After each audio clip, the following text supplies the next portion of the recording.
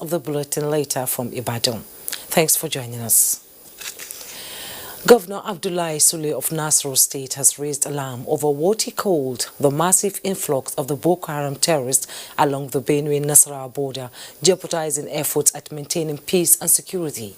The governor was in the State House to brief President Muhammadu Buhari on the worrisome situation and the way forward. State House correspondent Adamu Sambo reports that problems associated with COVID-19 and road infrastructure were also discussed. You're welcome. Thank you, sir. You are so close, yet so far. Yes, sir. This is the first formal engagement between President Muhammadu Buhari and the Nasarawa State Governor Abdullahi Sule in the year 2021. The governor is here to thank the president for his prompt intervention in dislodging the Boko Haram elements that settled and wreaking havoc at the border between Nasarawa and the FCT. When I came here the last time, I appealed to Mr. President, and then the DSS, police, Air Force, Army had a joint operation, and they were able to dislodge them. When they dislodged them, a lot of them were killed, some of them ran away and leave their members of the family. We took hostage about 900 members of that family into Lafia. Now they have gone back and gathered at our border with Benue, and they are causing a lot of havoc. Therefore, it was an opportunity Mr. President wanted to know, so I briefed him, and I strongly believe, just like decision was taken last time to take care of this, another decision will be taken to do this. Governor Sule also used the opportunity to show appreciation to President Buhari for approving the utilization of the ecological funds towards constructing a road linking Uke, Karshi and the FCT aimed at easing the traffic congestion along the Kefi-Abuja highway. But what will solve the problem once and for all is if we have additional route from Gitata, Panda, Guruku and Mpape. That one will solve two of our problems. One, it will go ahead and reduce the traffic jam along these two routes that we have at the moment. And then it will also open up the area for development. In fact, you can call that another Maitama. That's the second Maitama because it's very close to Maitama once we do that. So we came specifically to appeal to Mr. President to take over that road. The government actually discussed it once at the ESCO meeting and took a decision. But I came to see if we can expedite in the commencement of that work. The governor also briefed the president on the devastating effect of coronavirus on lives and livelihoods in the state and solicited the support of the federal government towards controlling and containing the pandemic. From the State House, Adamu Sambo, NTA News. Now, the ultimate aim of the federal government is to emerge from the COVID-19 pandemic with the nation's health capacities strengthened and the overall healthcare system enhanced. Vice President Yemi Osinbajo stated this while inspecting facilities at the National Center for Disease Control Reference Laboratory in Abuja. State House correspondent Jide Onifade reports. The National Center for Disease Control has the mandate to protect the health of Nigerians from the threat and occurrence of infectious diseases. With the outbreak of COVID-19, activities of the National Health Agency have increased, and all eyes are on it to deliver on this mandate. The coming of Vice President Yemi Osinbajo to inspect the agency's laboratory facilities underlines this fact that the government and indeed Nigerians are counting and depending on it to finding solutions to the menace of COVID-19 pandemic ravaging the country and other infectious diseases. So this new technology, Vice President Osinbajo was informed that the total samples tested so far is 1.2 million, with 116,000 plus cases discovered, and of the number, 21,542 are active cases. In the last few weeks, however, more than 1,000 cases are discovered on daily basis, which signifies improvement in the agency's testing capacity. This very facility is a testament to the strides that we have made during such a short period. While we are not yet where we want to be as a nation, we are most certainly not where we were at the onset of the pandemic. The Vice President, who is of the view that there should be more, is impressed by the achievement of the agency in a very short time, and in particular the quality of staff and all health workers that are fighting the battle to keep everyone safe across the country. Legacy. Every life that has been lost to COVID-19 is a major loss to our country. With this in mind, we will not relent until we assert control over the critical phase of this pandemic. I'd like to also urge all Nigerians to continue to comply with the advice of our scientists and healthcare professionals and to continue to take every measure to keep themselves and their loved ones safe. We will come through this period of our history as we have come through all previous seasons of adversity, by working together, by protecting each other, and by believing in each other and committing to seeing better days ahead for our nation. There is no doubt that we must continue to invest strongly in health security, and it is one of the biggest lessons of COVID-19 pandemic, and one that our country cannot afford to ignore.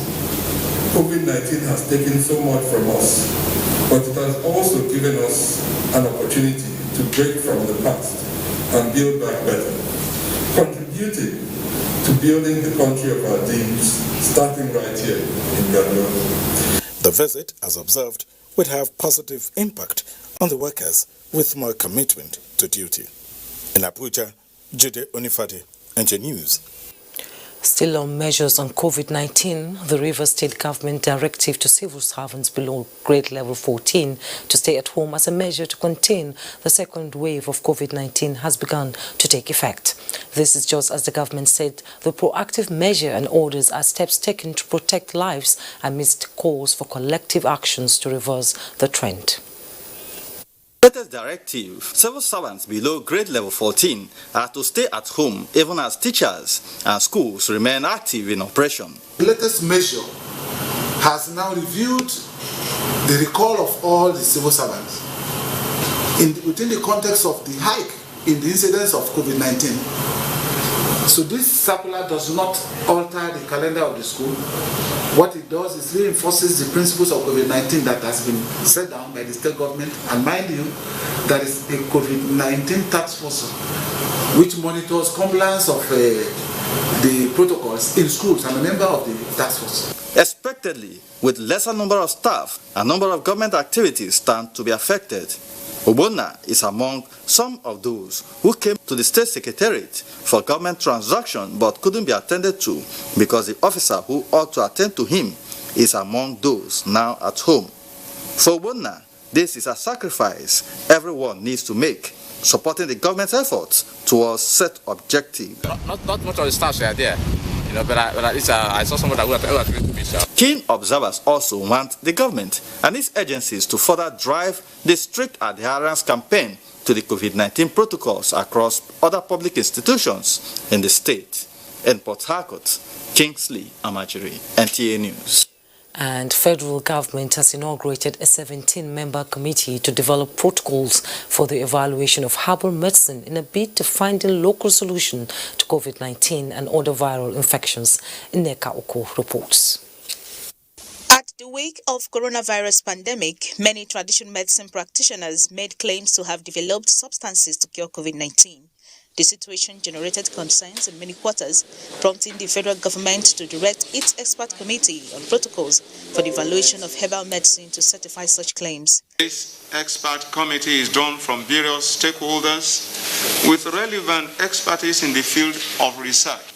The inclusion of traditional medicine practitioners is a testimony to government's commitment to ensure the right quality of raw materials, production processes, control, packaging, transportation, and storage of herbal medicines. With the release of 10 billion naira by the federal government to support research and production of local vaccines for COVID-19, the committee is hopeful that formal integration of traditional medicine into conventional ones will hold much promise for the future. The huge amount of knowledge that is trapped in this country, if we're able to open them up, we won't be looking for any outside drug.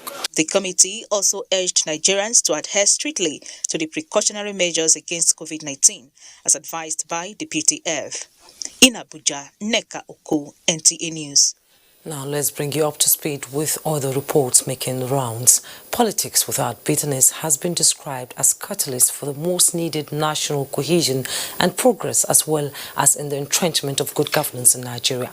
This issue played out as chairman of the People's Democratic Party Governors Forum and Governor of Sokoto State Aminu Waziri Tambol inaugurates township road network constructed by the APC-led Jigawa State government.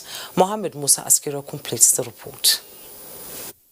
The visiting PDP's Governors Forum chairman described as landmark achievements the construction of about 2,000 kilometers of roads network in Jigawa State by the APC's administration at the cost of over 150 billion naira in the last 5 years.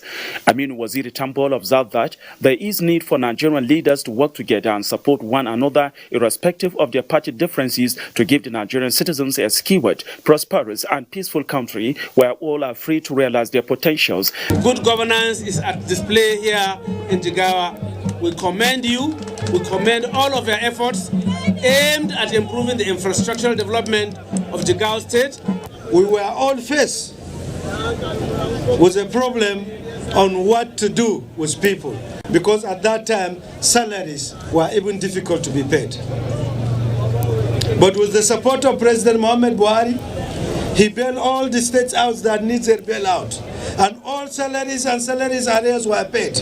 People across political divide at the inauguration are of the view that unity in political diversity is critical in building the Nigerian project on a sustainable path of progress for the betterment of Nigeria. From Dutse, Muhammad Musa Askira, NTN News.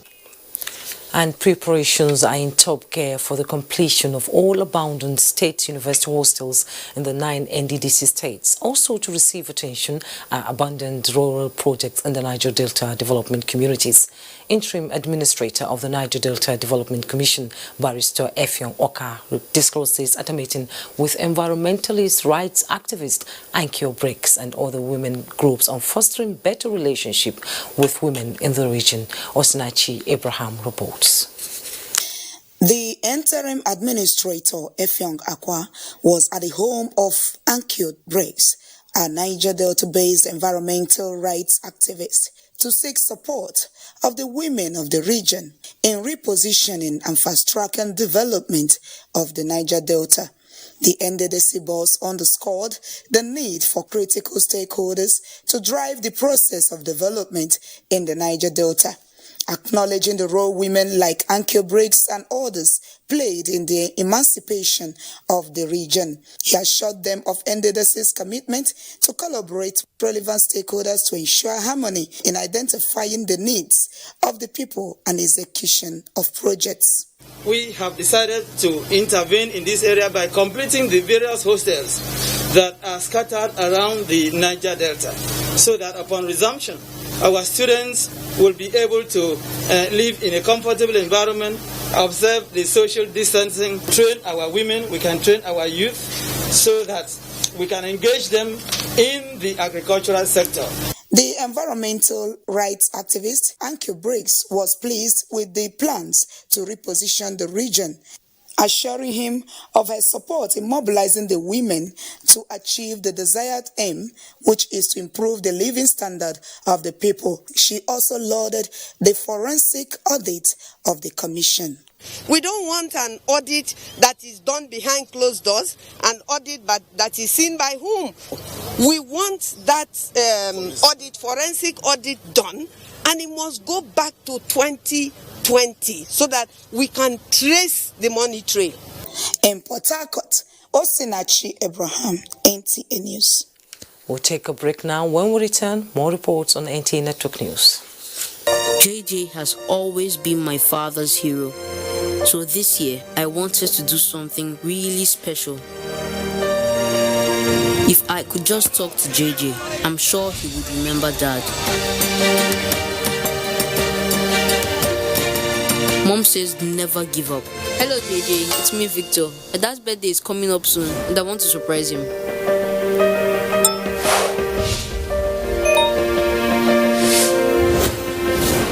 And she was right. I have been looking for you everywhere. Please help me.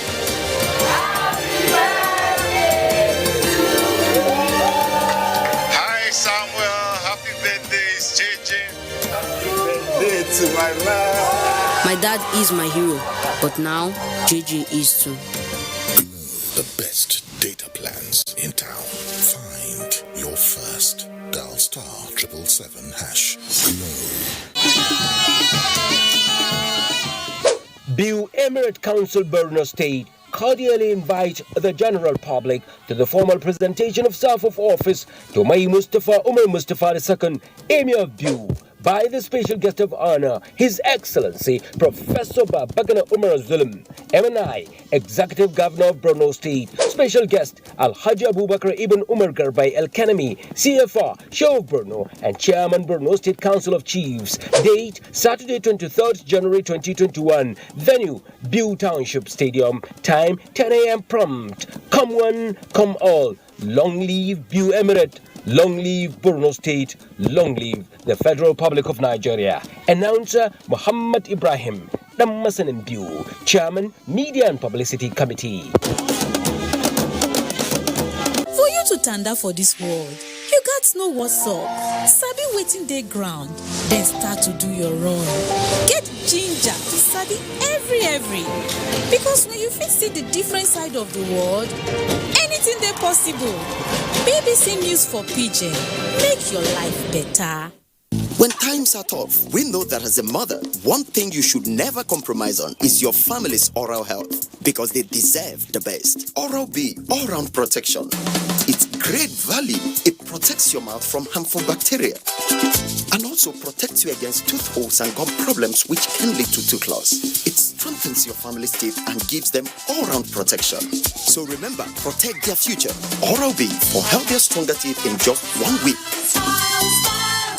The Senate Joint Committee on Downstream Petroleum Sector, Petroleum Resources, Upstream and Gas wish to invite all stakeholders and the general public to a 2-day public hearing on Petroleum Industry Bill PIB 2020 SB 510. Date Monday 25th to Tuesday 26th January 2021. Venue Senate Conference Room 231, Senate Building, National Assembly Complex, Abuja. Time 10 a.m. daily. Note: to maintain COVID-19 protocols, attendance is strictly for invited stakeholders. For more inquiries, please contact the committee's secretariat on 0802-301-2132. Announcer, Senator Sabo Mohammed Nakudu, Joint Committee Chairman. For over 70 years, we've practiced healthy hygiene habits together. The world needs us to keep our fight going against germs. So let's wash our hands for 20 seconds regularly. Dettol. Protect what's worth fighting for.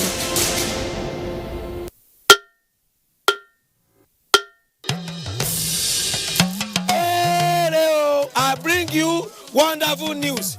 The village headmaster is coming back to your screen. Mo wire abi mi o wire. Teacher no mo, a fẹ́ lọ wá nǹkan jẹ. Teacher jọ̀wọ́, a fẹ́ lọ wá nǹkan jẹ. Ọmọ onírẹsì ti dé. Ajebo na better school for last gidi. Not be all this on a rugged school for Ijabi. I don't know for you. Second, it's called Oja Village. Kadesi. We no happy at all. And I know that even you too, you are getting a lot of orders too. Hey, we are trying, Shao. Sweep her leg out. She was standing there. Sweep it. I love you so much. And how did I give you the impression that I was interested in that position?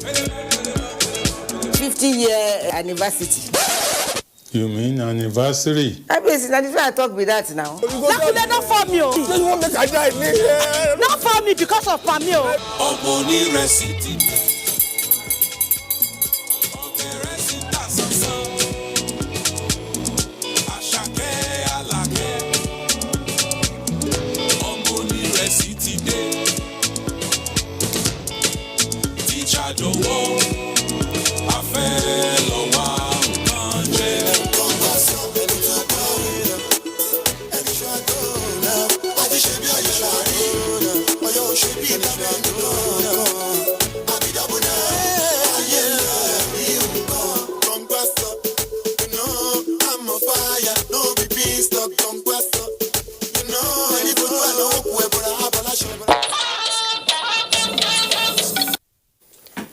You're welcome back. The Nigerian Army has enjoined candidates for the short service and executive commission courses at Falgore Forest, Kano to be prepared for deployment to war fronts in any part of the country. Defense correspondent Ismail Musa was at the ongoing selection exercise at the Falgore Forest, Kano. These are civilians aspiring for the Nigerian Army Short Service Commission, Course 47, while these soldiers are candidates for the Executive Commission, Course 1, 2021. Successful candidates for the Short Service Commission will proceed for a 9-month training at the Nigerian Defense Academy, Kaduna, while those for the Executive Commission will move to Kachia for 4 months intensive training. Have to make up your mind. Addressing the candidates, the Chief of Army Staff, Lieutenant General Tuku Buratai, represented notes that physical fitness exercise has been upscaled in the screening to enhance endurance and mobility. If you know you are not ready to go and fight a war that we're in right now, you are not ready to go and be deployed in Maiduguri or in Sambisa or in Timbuktu Triangle, before we go anywhere, you can fall out. Nobody is going to force you. We have to go and make sure that a member of the Federal Character Commission from the presidency was at the screening to ensure compliance with the nation's quota system. From Falgore camp in Kano, Ismail Musa, NTA News. Still talking security, major stakeholders in Zamfara state security sector have unanimously resolved that the peace deal initiated by the state government be sustained and reinvigorated to complement the kinetic approach to achieving lasting peace in the state. This resolution was reached at the end of an emergency meeting of the stakeholders presided over by Zamfara State Governor Bello Muhammad at Government House Gusau. Halliru Muhammad Umar Hasmo.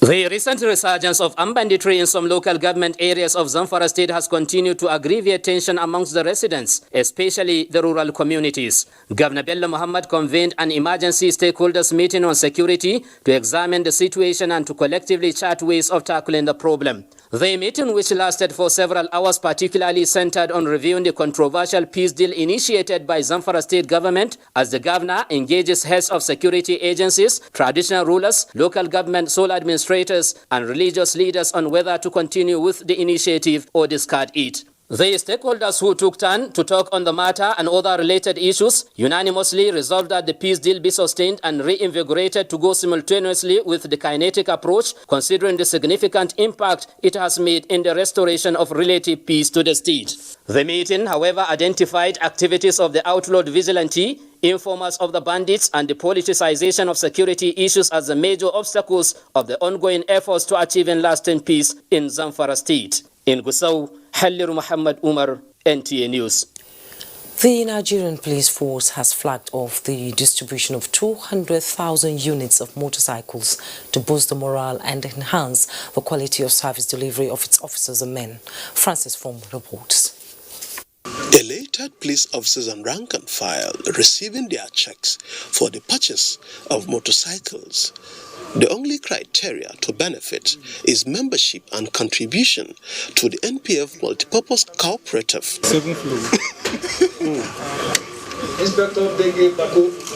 It is the latest measure to motivate the personnel. The police has in the past prioritized the promotion, execution of affordable housing and facilitation for soft loans as welfare packages for the police personnel to enjoy. We shall continue to accord priority to their welfare through the scheme of this nature, and we shall continually evolve other well-thought-out initiatives towards improving their welfare. The chairman of Police Trust Fund, Suleiman Abba, used the event to explain that the bottlenecks surrounding the takeoff of the Police Trust Fund has been resolved. The security challenges are quite enormous, and we don't want a situation where the trust fund gets involved in the purchase of what is not needed. Myself, as the chair, and other trustees have a commitment to ensure that they keep up to the trust. He pledged that the board will soon hit the ground running to achieve the objectives for which it is set up. In Abuja, Francis Form, NTA News.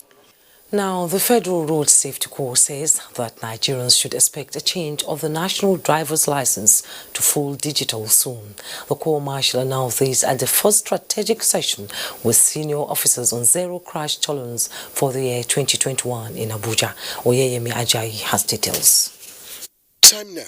The federal government has been working progressively in ensuring that all sectors of the economy achieve digital presence in their daily operations. This is part of its resolve to promote the ease of doing business policy in the country. In keying into this vision, the Federal Road Safety Corps is set to upgrade to digital service delivery in the issuance of driver's license.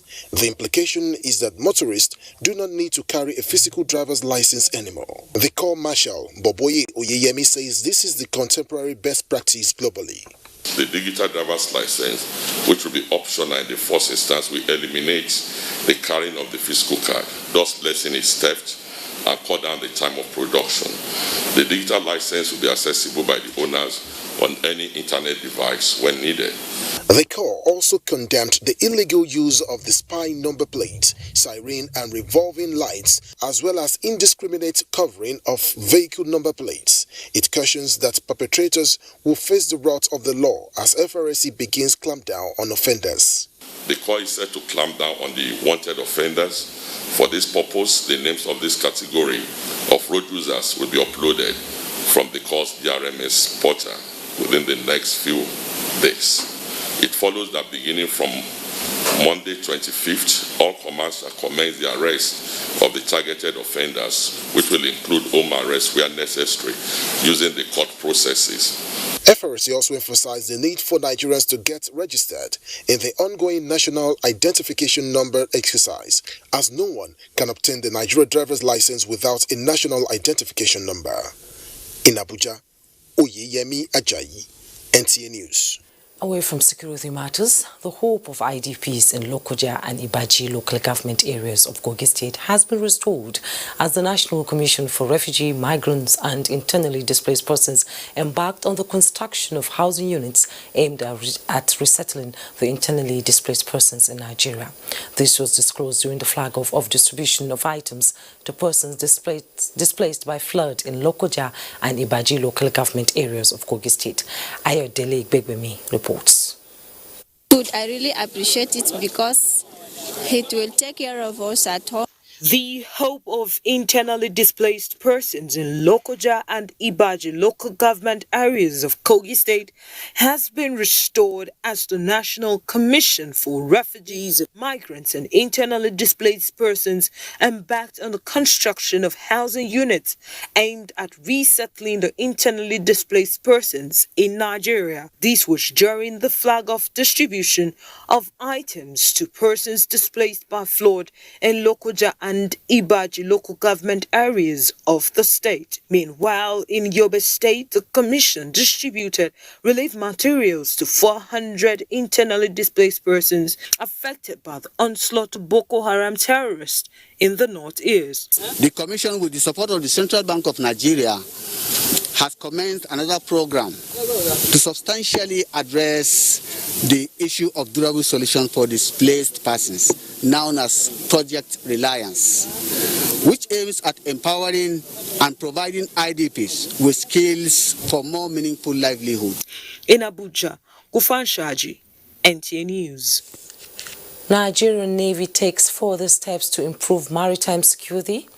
Over now to Adiola in Lagos for more stories. Hello Adiola, it's good to see you. Good to see you too, Jumai. A federal high court sitting in Lagos has ordered that 2 businessmen accused of dealing in adulterated engine oil products be remanded at the Ikoyi Correctional Center pending the determination of their bail application. Justice Chuka Obiozo issued the order after the Standard Organization of Nigeria, SON, arraigned the 2 men on a 5-count charge. Dr. Oguyemi reports. The 5-count charge brought against the 2 defendants, Vanguard Lupa and Bright Obuabu, include fraudulent inscription of fake SON mark and certification number on the substandard products. The defendants were accused of forging labels of Total, Mobil, Fort Oil, and Masco to deceive unsuspecting buyers. When the charges were read to the two accused persons, they pleaded not guilty to the charges. Prosecuting counsel Adeleke Olofindare told the court that he had 5 witnesses to prove his case. He urged the court to remand the defendants in custody at the Nigerian Correctional Center till the conclusion of the trial. But the defense counsel, Mr. Akinwumi, said he intended to file a bail application. Justice Chuka Obiozo then fixed February 1 for hearing of defendant's bail application. In Lagos, Dotun Oguyemi, NTA News. Dotun Oguyeme again reports that fleet recapitalization, infrastructural development, capacity building through trainings, research and development, as well as increased hours at sea are key areas that have helped turn the tide of insecurity within the maritime domain in the last 5 years. He examines the successes achieved by the Nigerian Navy as well as prospects for improved maritime security. On the streets of Lagos and across Nigeria, businesses and livelihoods depend on safe maritime activities, which accounts for over 90% of Nigeria's trade. With a national maritime environment of about 84,000 square nautical miles and an exclusive economic zone of 200 nautical miles, including its area of interest in the Gulf of Guinea, the protection of which is the statutory responsibility of the Nigerian Navy. As it was the state of the machineries. Over the years, its effort has bridged some security gaps at sea, with a year-on-year increase of hours spent at sea by its capital ships and other vessels. The figure, as at 2020, stood cumulatively at 27,758 hours. This feat has translated into a reduction in the trend of piracy attacks to 22 attacks recorded in 2020 within the Nigerian maritime environment and 44 within the Gulf of Guinea. Its efficiency at addressing illegal bunkering activities culminated in 982 illegal local refineries and refining sites deactivated, with about 487 suspects arrested.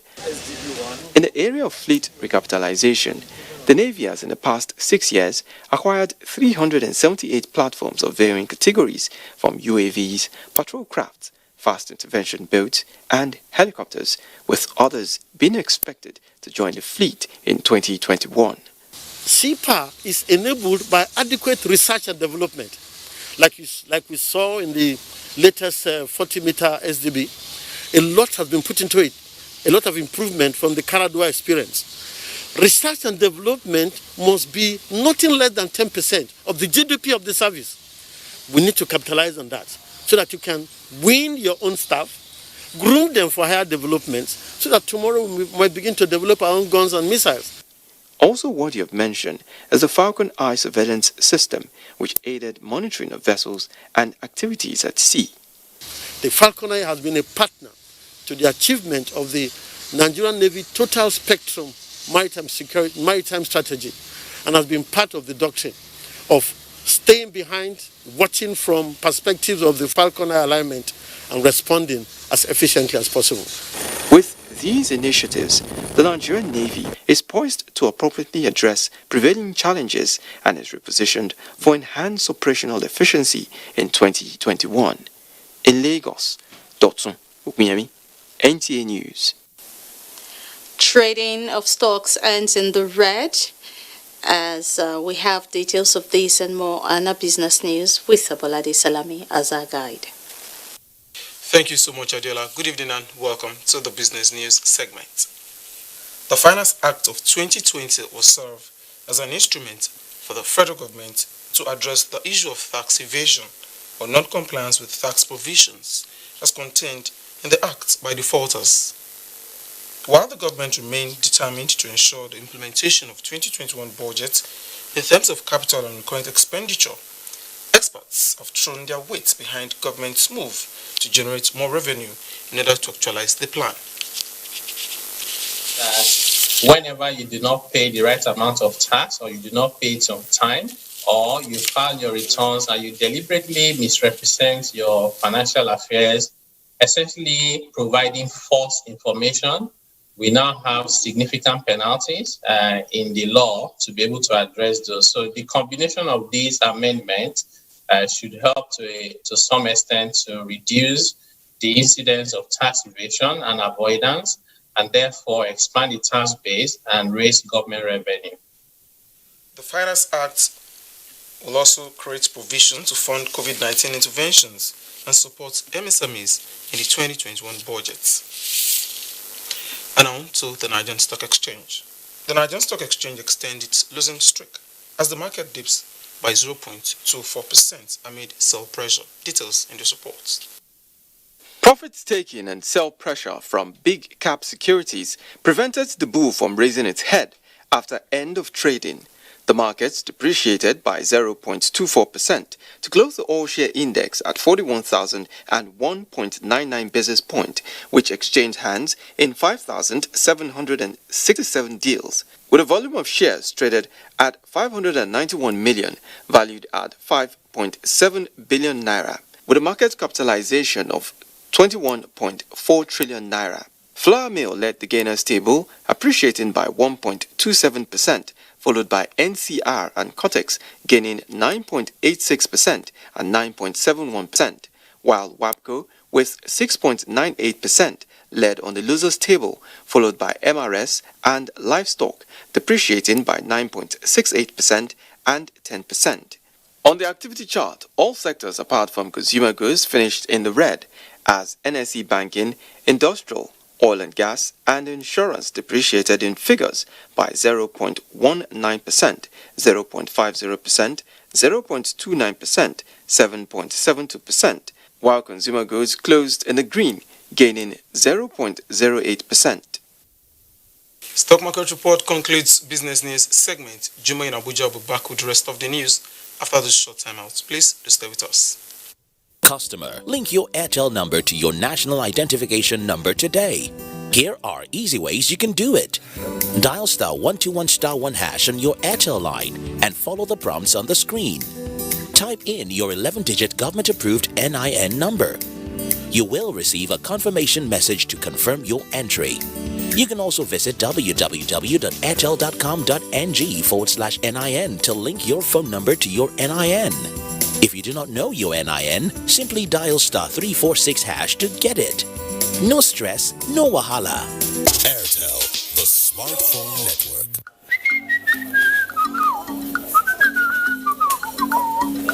Ross, good afternoon. Sorry, good morning. I beg, please, I need 5K. Now, emergency matter, I'll return it back next week. 5K?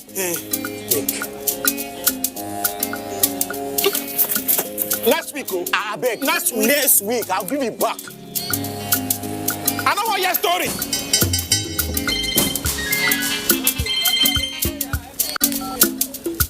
Hello? Bro, what's in the apple? I beg, I need 5K next week. Now only you pay help me. Oh, yeah, come, I dey shop. Bros, how far now? How market? I know say next month you supposed to pay me those materials where I supply you last week. But the thing is, I need that 5K out of that money. 5K again? I beg, I need. Why everybody gonna ask me for 5K this early morning now? What's in the apple? I beg. Okay. First person 5K, second person 5K. 5K. Uche. Bros, yeah. See, how far that 5K now? I'm not gonna give you that money until you tell me what you want to do. Now Zenith Bank, Zenith Bank, they give 30,000 naira worth of gift to 50 of them customers every week. You don't mean it? Not true. All you guys do now to open bank account, leave 5K for inside, go collect ATM card, or register for their mobile banking app, or *966#. Easy banking. That's all. 50 people will win gifts worth 30,000 naira each every Friday from now to July 30, 2021. To qualify, simply open a Zenith Bank account. Fund your account with a minimum of 5,000 naira. Request and collect a Zenith Bank debit card, virtual or physical. Download and register on the Zenith Bank mobile app or register for *966# Easy Banking. That's all it takes. Look my shop. I'm not carry last. What's the 5K now?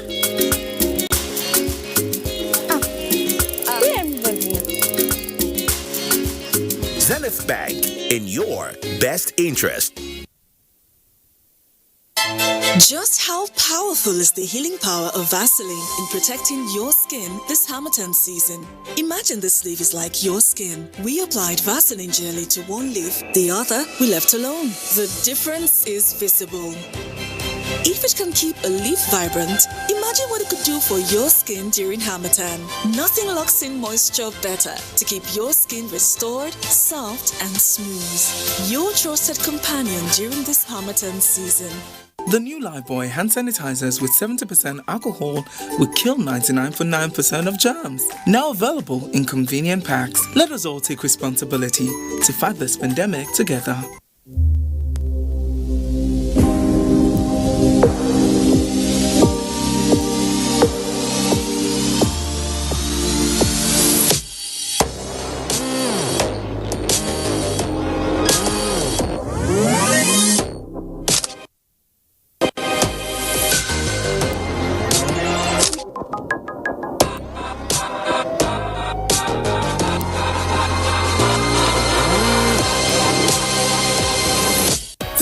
Family last week. This is the Wilson family this week. What's changed? What? The Wilson family got maximum entertainment for less, and now they're closer than ever. Your family can be too. How does this work? With world-class international channels that put the quality back in your quality time. That's what I'm talking about. GoTV Max will bring you and your family closer in no time. So upgrade to GoTV Max for only 2,999 naira today. Make you enjoy. GoTV. Love it. You're welcome back. The role of youth in governance is critical to the development of any nation. That is why exposing them to necessary leadership skills such that will effect societal change cannot be overemphasized. In driving this, stakeholders at a symposium organized by Lead Generation Initiative believe for the youth to impact on governance, they must be actively involved in grassroots politics. Charles Abba reports. The desire to get involved in Nigeria's political space continues to gain grounds in a bid to be heard while adding value to governance. The symposium by Lead Generation Initiative in Abuja was targeted at developing a platform to help youths identify their roles in not just promoting quality leadership, but how best the interests of people like Mary Jane Ujungwa and Biodu Joshua can best be represented. I'm here to get to equip myself with the necessary tool to be able to be part of leadership. I believe that our problem is not the government in Nigeria. That our problem is orientation. And what Lead Generation teaches us is how to be able to take responsibility in your immediate environment. In realizing these objectives, former Speaker House of Representatives Yakubu Dogara, along other speakers, were of the view that youth must be ready to serve and take responsibility through active participation in the socio-political process of their fatherland. And the truth is that what is the centerpiece of influence is character. If you don't have character, there's no way you can influence people. Leadership is not about selfishness, it's about catering for other people. We must no longer speak about the youth in the context of the future in this country. We must speak about the youth in the context of the present, of the here and now. The symposium and unveiling event had participants from the 36 states and the FCT through visual link. In Abuja, Charles Alpha, NTA News. Now, experts are hopeful that recent efforts by the federal government to provide 300,000 housing units to low-income earners under the National Social Housing Program will reduce the housing deficit among Nigerians. Abdurrahman Usman Jibrila reports that these experts also assert that the initiative will boost socio-economic activities and improve the welfare of beneficiaries and workers engaged in the production value chain. Of economic hardship among local manufacturers, building collapse and non-engagement of services of professionals by clients were among topics that engaged experts at this event. The intention is to provide solutions to successfully bridge the gap in the housing deficit in Nigeria by initially targeting mass housing construction in metropolitan areas. This group realizes the task at hand and that the stakes are high. Instance, the COVID-19 pandemic continues to threaten activities within the sector. This group not only intends to strategize on how best to accelerate activities within the housing sector, but how to achieve best results in spite of the pandemic. Building collapse are issues that should be managed in such a way that clients should engage the services of qualified professionals. In all of the incidences of building collapse in the country, it is hardly for you to pinpoint any qualified engineers, architects, or quantity surveyors. Not just about service delivery, but ensuring quality, standards, and excellence. These experts, some engineers, some architects, and some quantity surveyors, are hoping for the best results that makes housing affordable and accessible. In Abuja, Abrahamic Mission, NTA News. Parents' excitement over the return of students to full study in the nation's university is being threatened by another indefinite strike over unsolved issues. This time around, the non-teaching staff of universities. The 2 weeks ultimatum, which elapsed on 5th of February, is to give room for government to address what the Joint Action Committee of NASU SANU calls lopsided implementation of collective bargaining agreement. Emmanuel Ainemiro reports.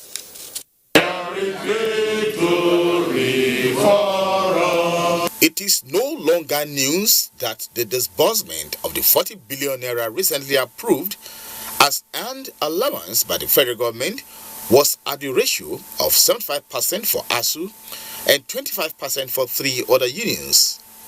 This has become contentious, prompting the Joint Action Committee of National Association of Non-Academic Staff Union of Educational and Associated Institutions, NASU, and the Senior Staff Association of Nigerian Universities, SANU, to embark on a 3-day protest over the allowance and other issues of concern. 2017 witnessed a breach of due process. ASU was allocated 80% and other unions 20%. The implications of the releases of this payment or end allowances are: 1, due process and the autonomy laws were breached by excluding the governing councils in the payment. We have given an ultimatum between today up through to 5th of February, 12 midnight. If government does not do the needful, we have the mandate of our members to declare the strike. Apart from the earned allowance, NASU and SANU have listed 7 other lingering ones in the collective bargaining agreement reached with the federal government on the 20th of October 2020. Emmanuel Ayemiro, NTA News. At Pan-Yoruba Summit, leaders emphasize revitalization of ethics and values. Over to you, Kemi, in Ibadan for more. Thank you, Jumai, and a warm welcome to Ibadan. Revitalizing the Yoruba moral values and ethics are key in facilitating growth and development of a Yoruba nation. This was the submission of speakers at the 2021 Pan-Yoruba Summit held in Ibadan. Shola Wahid tells us more. With the theme Yoruba Nation, yesterday, today and tomorrow, aimed at uniting the Yoruba race to achieve a common goal for the benefit of the people. Speakers at the event expressed concern at the way some Yoruba descent betrayed the race for selfish interests, stressing that the time has come for the Yorubas to take leadership positions as they were known for in the past. Yoruba leaders are therefore urged to have a common voice that will make the nation strong and form a formidable force that will be reckoned with in the country. You must be able to appraise, that is, audit yourself by reflecting on the past and see what you have missed yesterday. We try to educate ourselves why we must not allow opportunities to slip our fingers. So I think this is how we want to start. Then it will be like a wave that will be moving, across the southwest. Norms such as spirit of togetherness, deep cultural heritage, respect for one another that characterize the Yoruba nation should be encouraged in Ibadan. NTA News. Oyo State Governor Seyi Makinde has expressed satisfaction with the level of work done on the reconstruction of the burnt Akeson market in Oyo town. He made the remarks during an inspection visit to the project site. Adekunle Adebayo tells us more. Inspecting the 556 locked-up shops at the ongoing reconstruction, Oyo State Governor Seyi Makinde commended the contractor handling the project for a job well done. Engineer Makinde added that the Asian market was being rebuilt to change the fortune of the traders and to improve the economic situation in Oyo town.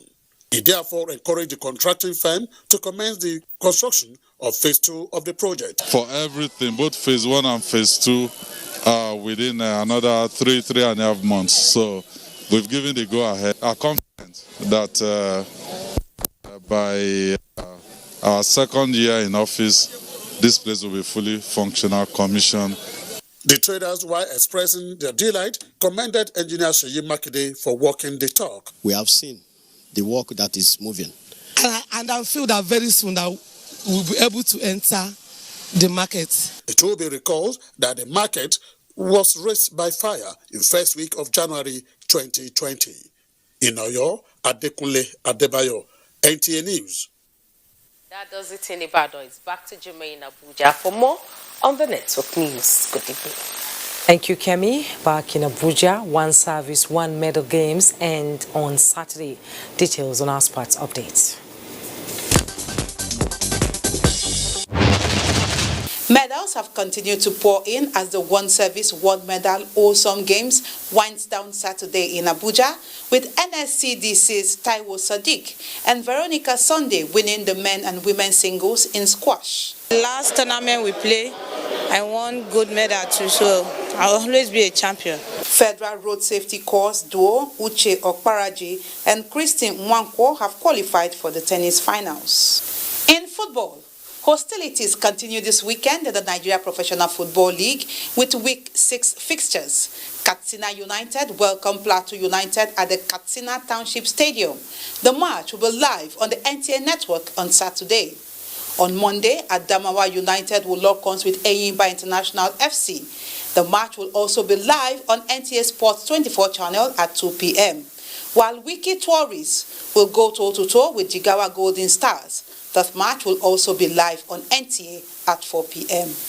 To continental football now, Nigeria Professional Football League side Rivers United have since arrived Porto Novo, Benin Republic, for their CAF Confederation Cup first round second leg tie against South African opponents Bloemfontein Celtic at 4 p.m. on Saturday.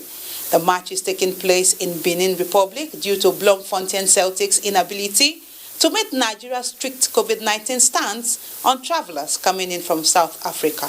Contrary to reports that the Tokyo Olympics have been cancelled, the Japanese government says the games will go on. The International Olympic Committee, IOC, issued a statement saying that it is fully concentrated on and committed to the successful delivery of the Olympic and Paralympic Games this year. And that's it on Sports Update. I am Tamara Ibiwe. The remains of former Inspector General of Police, late Muhammad Gambo Jimeta, has been laid to rest according to Islamic rites. Shuaibu Onoze Yakubu reports that the funeral prayer was performed immediately after Jumat prayer at the Abuja National Mosque. Family members, friends and other prominent Nigerians thronged the Abuja National Mosque for the funeral prayer for the former Inspector General of Police, late Gambo Jimeta, who died on Thursday. Allahu Akbar.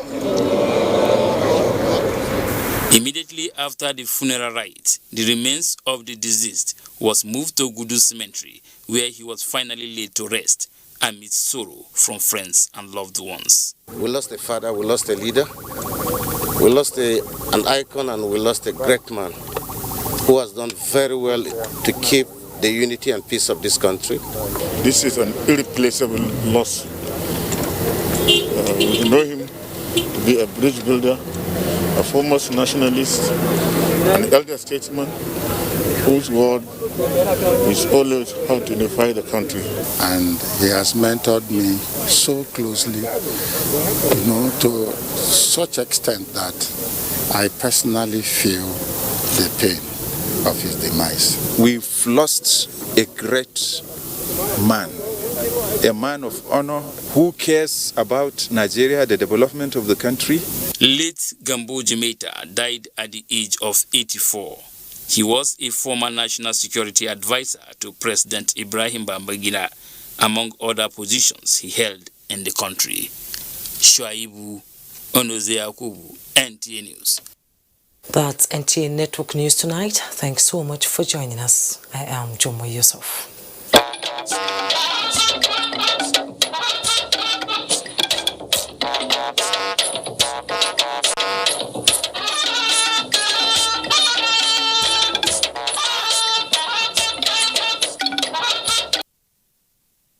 Steps to avoid this pandemic. Wash your hands regularly or sanitize your hands. Keep social and physical distancing. Avoid crowded places.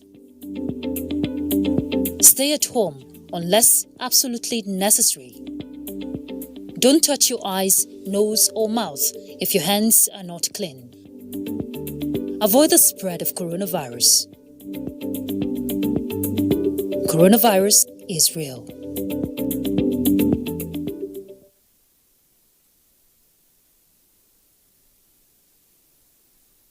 I am Elizabeth Abai. I am here to talk about facts. There is so much misinformation and distortion out there, especially on the social media. All it takes is just a click and the fake news goes viral. However, here in NTA, we deal with facts. My job is to go out there and comb for factual news and information, just the way it is, all in the interest of the nation. I'm Naja'atu Tijani. Here on the NCA, we present only the facts, verified.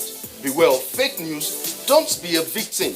Stay tuned to the NCA. Especially at this time of the coronavirus pandemic. My name is Nnamdi Ojipo.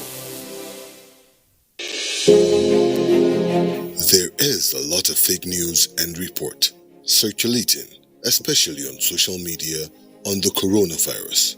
Do not believe or partake in the spread of these fake reports.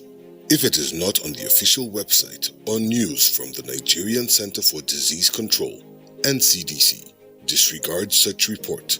Only together can we beat this virus. Only together can we overcome this pandemic. Follow the instructions and guidelines provided to combat this virus.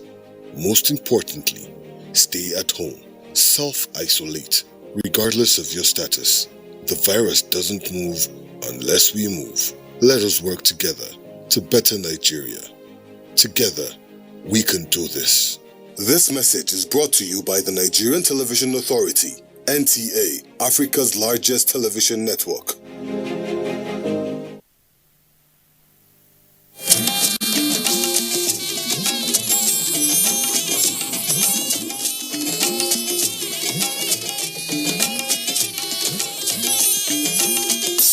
This is the network service of the NTA.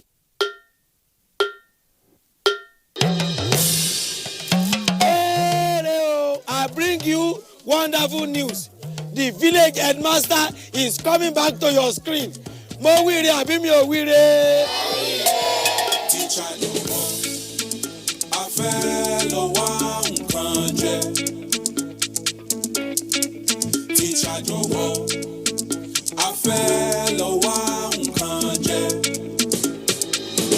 Omo ni resiti ne. Ajebo na better school for last gidi. Not be all this on a rugged yes school for Ijabi. I don't know for you. It's called Oja Village. Kadesi. We no happy at all. And I know that even you too, you are getting a lot of orders too. We are trying, Sweep her leg out. She was standing there. Sweep it. I love you so much. And how did I give you the impression that I was interested in that position? 50-year anniversary. You mean anniversary? I talk with that now. Not for me. Not for me because of Pamio.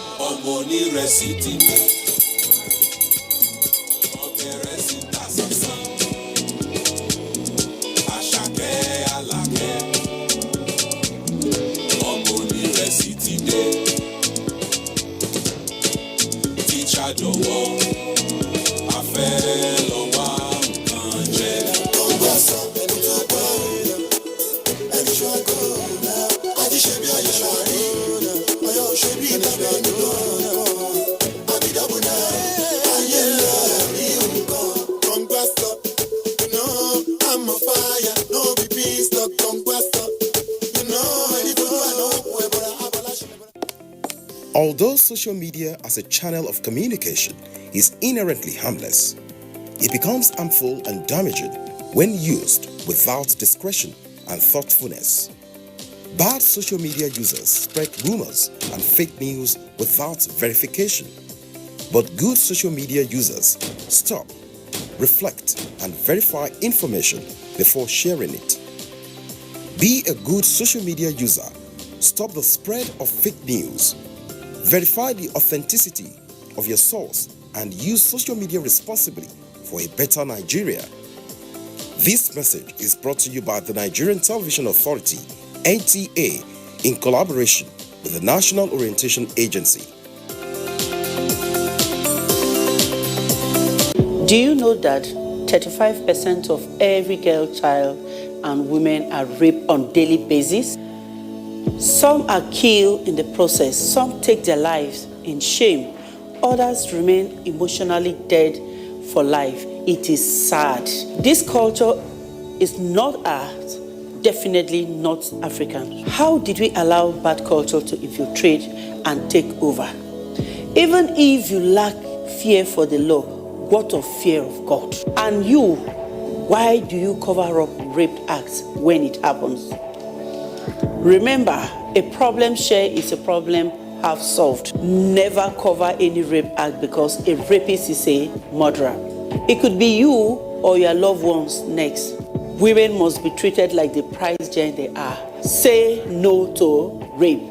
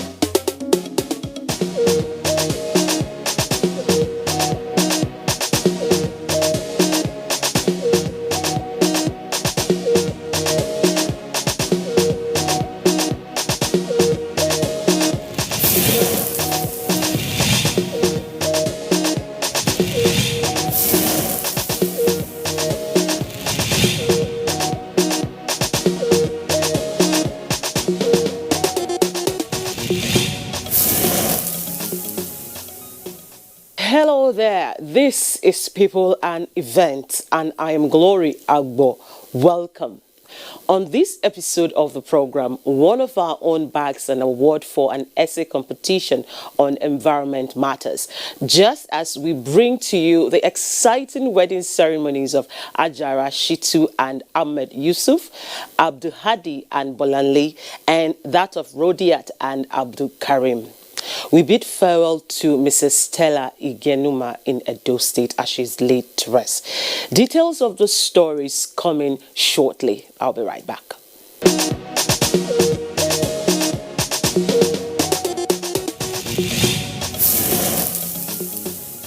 Welcome back.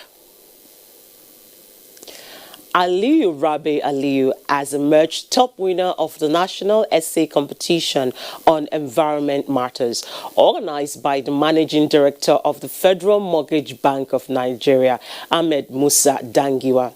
Aliyu Rabi Aliyu, who is a reporter with the NTA language, beats more than 300 contestants. The award ceremony was held in Katsina, as Omenka Amarachuku reports.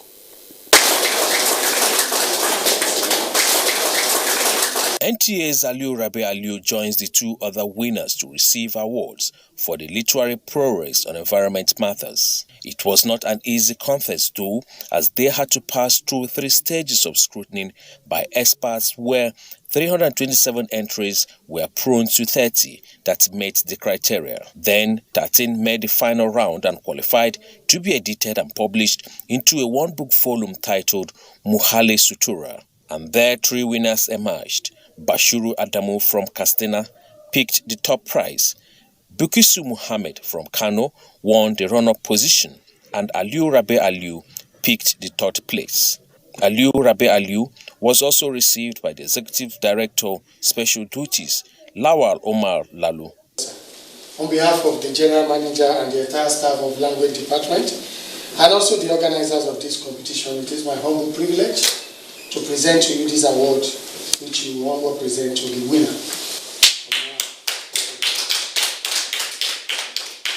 This is the book. So you are highly professional and highly disciplined person, obedience and loyal to the organization. I know you. My prayer to you is I will call you to continue doing what you are doing. The sky is our limit. At our level, we do our best to see that you people will help you as we are going out to reach the peak. And for others, it's good for you. This one, you are not only promoting the image of language, the multi-channels, but the whole organization. And I hope your colleagues and the others in the multi-channels will also emulate you. Take from what you are, where you stop. And this is the answer. I say congratulations to all of us. And I hope that you don't stop at that. So you continue. And I'm sure others will also follow the suit. So this is a very good effort. And I hope you maintain it. And also the others will copy from you. Because I hope others will also see this an opportunity. But if there is a competition like this from somewhere, they also join. And I'm sure this will give opportunity to MTA, and because our people also participate in such a competition. This is just the beginning. We promise on behalf of the staff to always put in our best, and with your encouragement, more goodies are in the offing by the grace of God. Because many reporters, they are just concentrated on the area of it. So it's environment, so it's covering defense is only concentrated on defense, those who are sport. But in language channel, it's a compulsion for that every report have to pass your depth.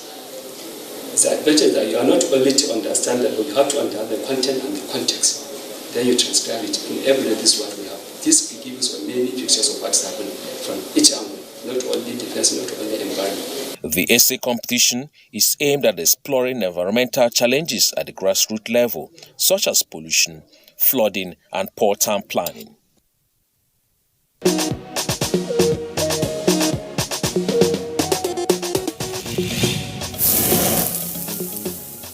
Wow, well deserved indeed. Congratulations to Aliyu Rabi Aliyu. Keep up the hard work. And now to our lovey-dovey segment. An advocate of a more united Nigeria, the Makama Gwagwa, a seasoned politician, businessman, and farmer, Shitu Kabiru Mohammed from Gwagwa in the Federal Capital Territory, has given his daughter in marriage to the family of Yusuf from Ida Kogi State. Timothy Yusuf tells us all about it.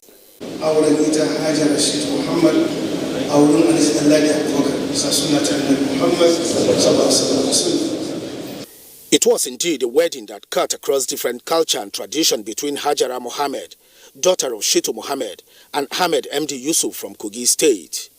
The journey to their marriage was perfected at the Al-Nur Mosque, Abuja, when the family of Ahmed formally sought the hand of Hajara as his legal wife in accordance with Islamic injunction.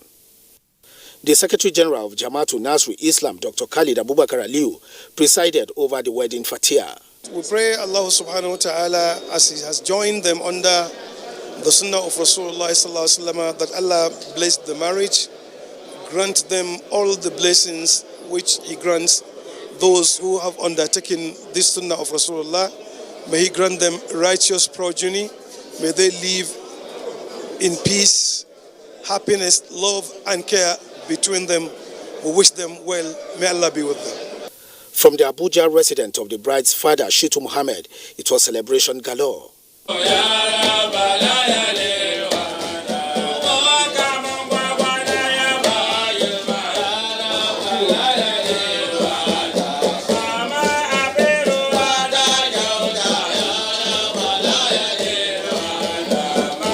It's one of what we pray for to happen in our lifetime, and it's happening now, so we thank God.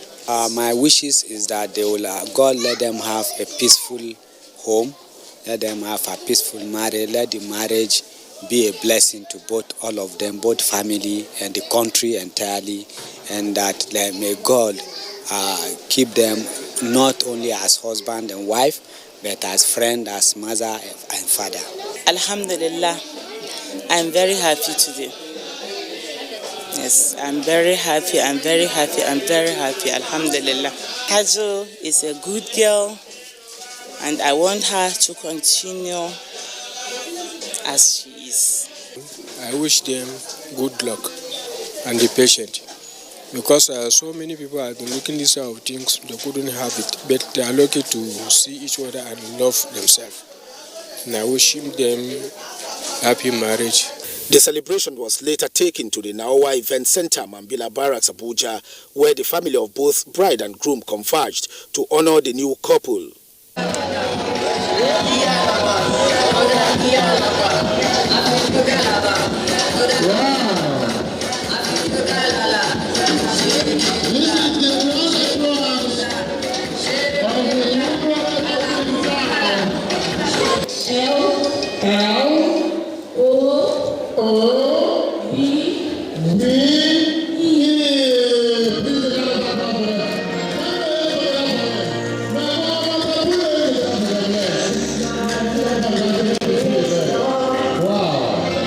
Alhamdulillah, we are grateful to Almighty Allah for making this possible.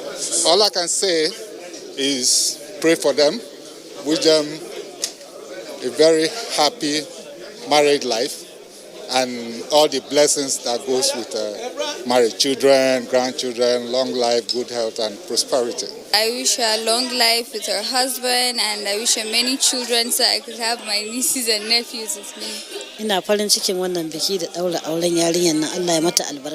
For the couple, it's a new chapter to their journey of life. I wish us long life, happy married life, and all the success that this marriage will. Amin Ya Rabbi. I wish Allah to bless us with all the bounty of life and everything. May Allah bless us with the best of gifts to life, and may Allah make our love last forever. The couple were enjoined to imbibe the virtues of love, patience, peace, and tolerance at all times in their marital life.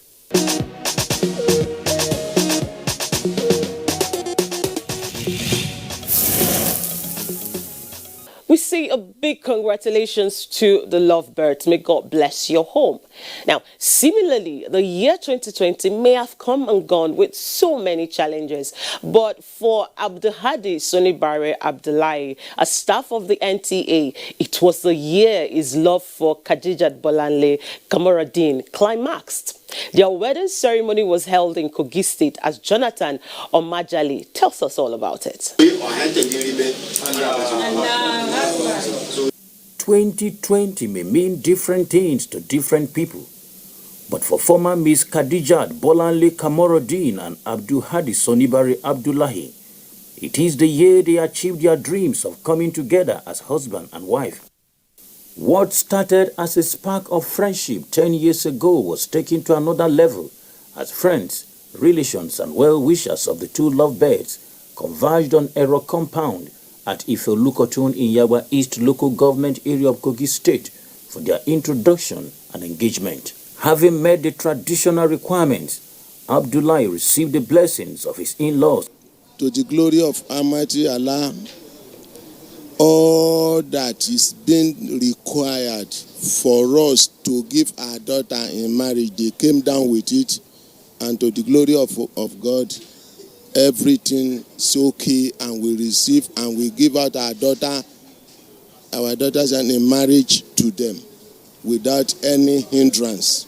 And to the glory of God, we pray and we know that Almighty Allah will grant them success. But this was just the prelude to the whole event. The nikah followed.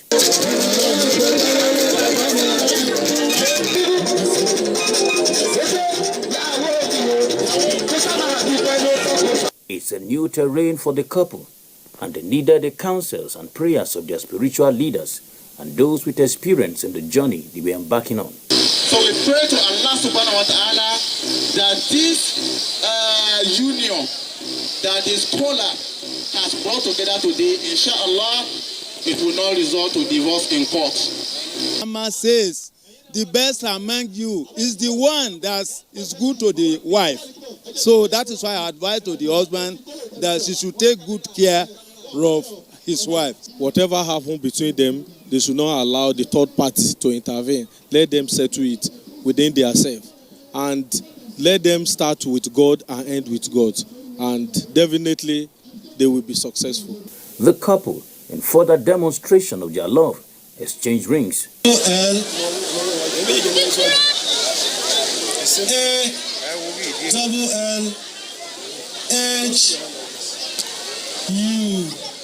Allah, barakallahu fiqh.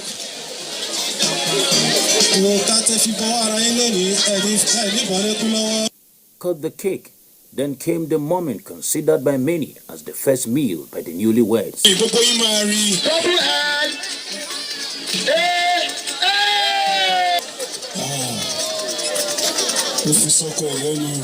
Special day, not just for the couple, but for the women in the community.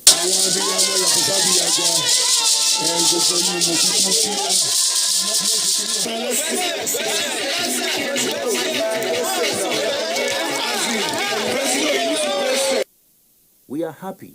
They beamed as they expressed gratitude to those who made their dreams come true. It's something you feel joy about. When you get home, you see your family, you feel happy. I really appreciate Almighty Allah. I appreciate my uncle, architect Mudashiru Musa, for his support and kindness to me, and everybody that come from far away, some people that come from Abuja, most especially my staff, NTA staff. Very, very happy. Very, very happy. And I wish him all the best. I ensure that, just like they are earlier advised, all issues between them should be resolved only between them. To understand each other and to live peacefully with themselves. I think that will help them to sustain the relationship even years after this time.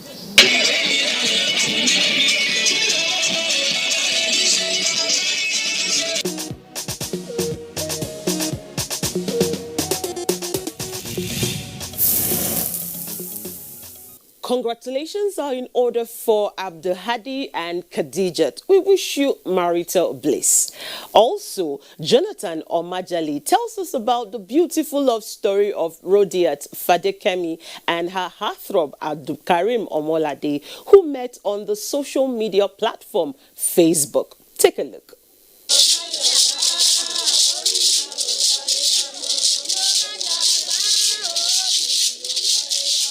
The social media has come to stay, with its blessings and curses. No matter how one looks at it, Rodiat and Abdulkarim will be glad it came in their time. They met on Facebook in 2015, and what started as a simple chat has brought their families together, with marriage as the subject of discussion.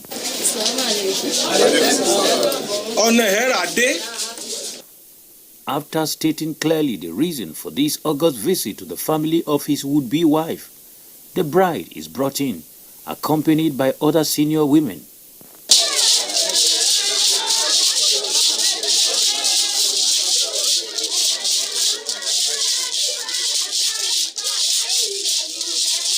Bride price paid, necessary items presented, and the union is sealed with the nikah.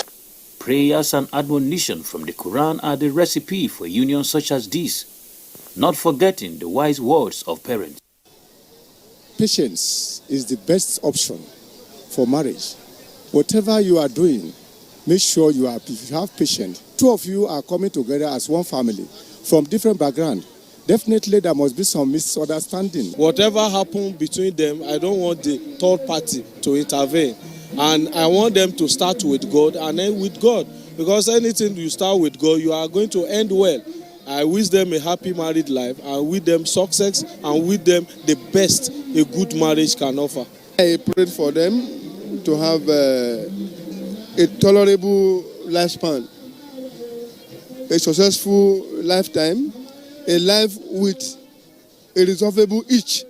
There's no life without itch. A resolvable itch for them, and they will have no reason or cause to call us together again, except for joy. Is to follow the sunnah of the Holy Prophet sallallahu alaihi wasallam and the way of Allah. That is what can give them a peaceful home. God has joined them together, and nobody should put asunder. So my advice to them is that they should have fear of the Lord. That's the main thing. Themselves as one. No, that we no fighting between the two of them. And I'm very happy for her. I wish her peaceful marriage and happiness.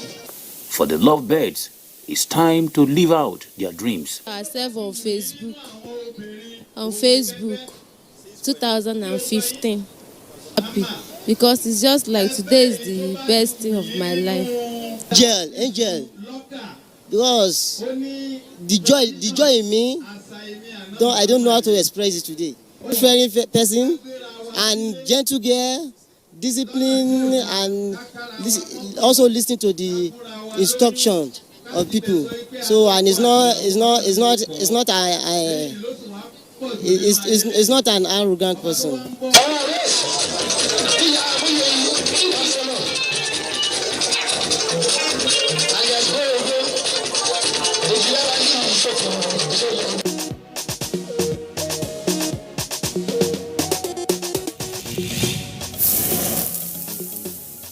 Indeed, love can be found anywhere. We wish Rodiat and Abdul Karim God's blessings.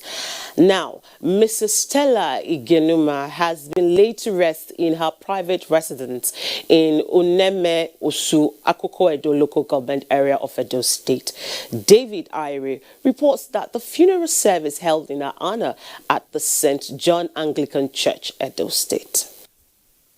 For a woman of virtue who dedicated her life to service of humanity, having the residents come out to pay her tribute is simply the least they have decided to do in her honor.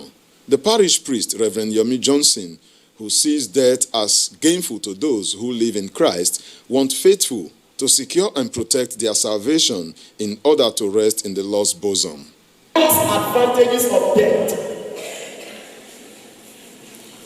So don't carry the mind that death is a bad thing continually. To some people, death is a good thing.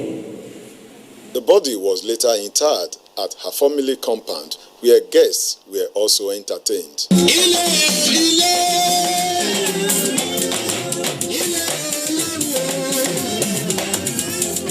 Although the family will have to bear the vacuum her demise has created, the good testimony shared by residents and those she lived with is sufficient consolation as the children believe that their mother is resting in the Lord. She's always willing to respond to issues that concern her children as well as even people that are relatives. It doesn't treat anybody as one special person. Our mother departed at the right age. God called her home. And if we look at the life of our mother, you will find out that she is really a matriarch. Caring, well-behaved. She loved everybody so much. She's kind, she's good. In fact, name all the qualities. I've never seen her quarrel with anybody. Anything you did to her, she took it as if nothing had happened. The late Mrs. Stella Igenuma, who worked with the Bender Textile Mill before stepping into business, died at the age of 71, leaving behind children and grandchildren. In Unemosu, Akoko Edo local government area, David Ire.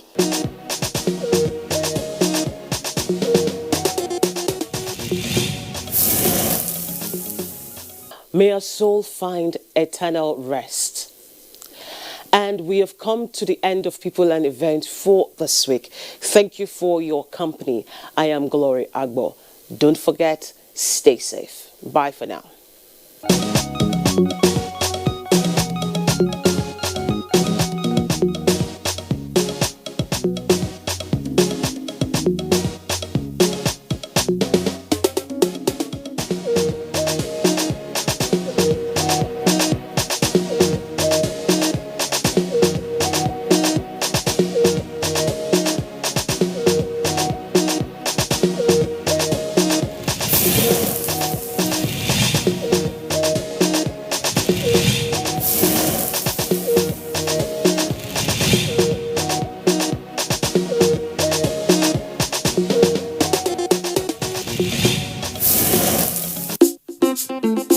A trip to the world of entertainment, enlightenment, and information could be expensive, but Weekend Deal brings it to you at no cost. Join the duo of Ruth and Suleiman on a tour to remember as they serve you different delicious dishes. Wow, what a mouthful! In the 15-minute studio, Elizabeth keeps you spellbound with her exciting chats with creative and distinguished professionals. Don't miss out on a deal for a refreshing relaxation every weekend on Weekend Deal, 6:30 to 9 a.m. every Saturday and Sunday. Weekend Deal, the biggest deal in Africa. Weekend Deal. In the midst of the coronavirus pandemic, information management is key. I'm Cyril Stober. Fatima Umar Buba. Joseph Johnson. Ian Ray John. Muhammad Kudu Abubakar. Jumbo Yusuf. My name is Kirian Umaya. Here in NTA, we're working very hard to make sure that everything we broadcast is accurate and up to date. Misinformation spreads very fast. The social media has been a huge conveyor of misleading information from one individual to another, then to another set of groups. In a short while, it goes viral, and before you know it, it is all over the world. There have been several misleading information on coronavirus, COVID-19. Recently, the misconception of 5G as a cause of coronavirus is becoming widespread. Another is the belief that hot beverages and alcoholic drinks are internal cleanser for COVID-19, thereby leading to excessive consumption of these drinks. The use of local concoctions as treatment for COVID-19 are yet to be scientifically proven. However, there has been several theories about the efficacies of these concoctions. We should stay safe and denounce all manner of fake news and misleading information on COVID-19. For medical advice, go on the WHO website, Nigeria Center for Disease Control, NCDC website, or stick with the advisories from the Presidential Task Force on COVID-19 or other authentic official sources. NTA is one of them.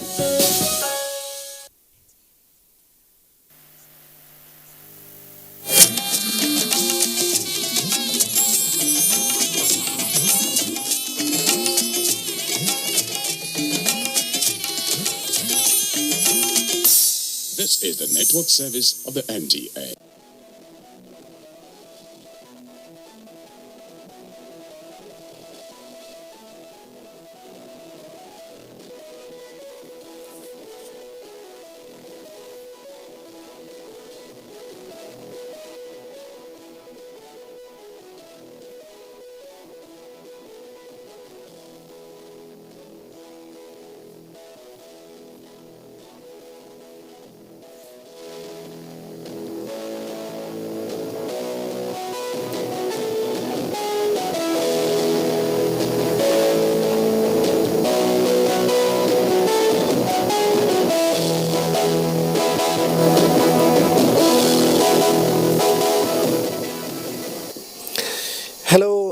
Welcome. I am Cyril Stober.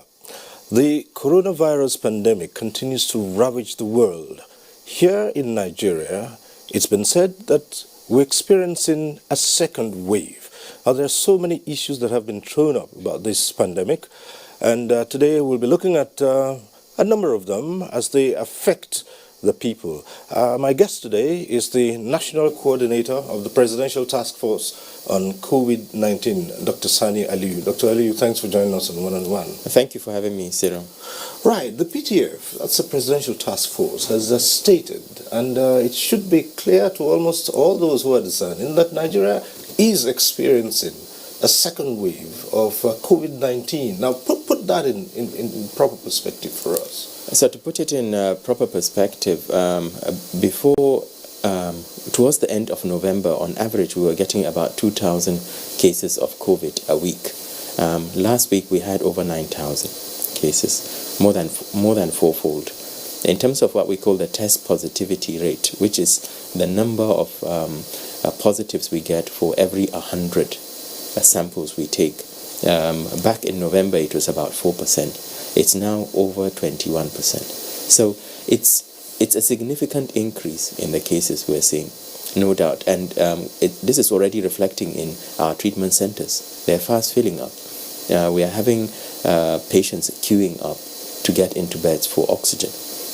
And it's exactly the situation we've been worried about back in March, April, that's now manifesting itself. All right, back then in March, April, concerns were raised that there might well be a second wave, and that's happening now. Would you say that at that time, the authorities and the people themselves adequately prepared for what is now happening? Well, it's very difficult to prepare for a pandemic because it's unpredictable in most cases. We could have got away without a second wave, to be honest. Back in October, November, our numbers were really coming down. But what's happened is, because of the festive season and the fact that people have been engaging in massive gatherings without wearing any face mask, without sanitizing their hands, without keeping physical distances, it's almost like we invited coronavirus back into our homes and back into our lives. But otherwise, it was actually on its way out. Would that be attributed to being complacent in some respects? Because, I mean, when the pandemic first broke and when Nigeria had its first few cases, there were predictions that there would be mass deaths all over, particularly in Africa. Well, it didn't happen. So many people went down, and of course there were deaths, but it wasn't what had been predicted, especially by the West. So you think, as a result of that, people became complacent and said, this pandemic is not going to do much harm? Indeed, I think that's a major factor responsible for what we have seen. In addition to that, at the beginning, we actually went in pretty strongly. If you remember, when we locked down the 3 states and then Kano afterwards, we had less than 200 cases in the country at the time we locked down. We locked down pretty early on. So we took the wind out of the pandemic very early on. Now we are having more than 1,000 cases a day, and we are actually chasing our tail. In addition to that, we've had not only complacency but also fatigue over the months, because this has been going on for almost a year now. Almost a year. By next month, it will be exactly a year from the start of the pandemic. And we're seeing this not only in Nigeria, but across the world, where people have dropped their guard. They assume that, well, it's over. We cannot continue to change our lives. We have to learn to live with the virus. But you don't learn to live with something that's going to kill you, because you're not going to live with it. It's going to kill you eventually. So I think risk communication goes hand in hand with engagement with communities and also behavioral change. Getting people to understand that the risk perception will differ from time to time. If you wear face masks, if you avoid mass gatherings, if you stay at home, if you don't have to go out, particularly if you are within the vulnerable groups, you're actually saving yourself a lot of trouble, because not only can you die from the infection, but you can actually suffer from it. It's a very It's a very painful experience. It's a very painful experience. It's the equivalent of suffocating to death if you're not taking enough oxygen in. And those people that we know are survivors of COVID will tell you that their experience hasn't really been a good one at all, if you can ever have a good experience from being sick. But certainly it's a very nasty one. It's an infection that really you wouldn't want to have. You really wouldn't want to have. And we understand that the majority of cases will be mild infections. 80% will be mild infections, but 1 in 5 will actually have severe illness. So if we're getting 1,000 cases a day, Cyril, that's the equivalent of about 200 getting very sick and requiring oxygen. So 200 new cases requiring oxygen every day. You can see what the demand will be, because we don't have enough capacity for that within the health system. Now, in the past, before we got into the second wave, Nigeria had held it down for quite a while. But from reports we're getting now, and as you have just confirmed yourself, more people are coming down with COVID-19. Could we say, for instance, that this second wave is more virulent than the first? I think it's a difficult one. It certainly is more transmissible, but transmission also depends on how people behave, Cyril. If the majority of the public are not wearing masks, I've just been to Kano last weekend, and most of the people, probably only 1 in maybe 7 or 8, will see wearing a mask. The majority don't wear a mask.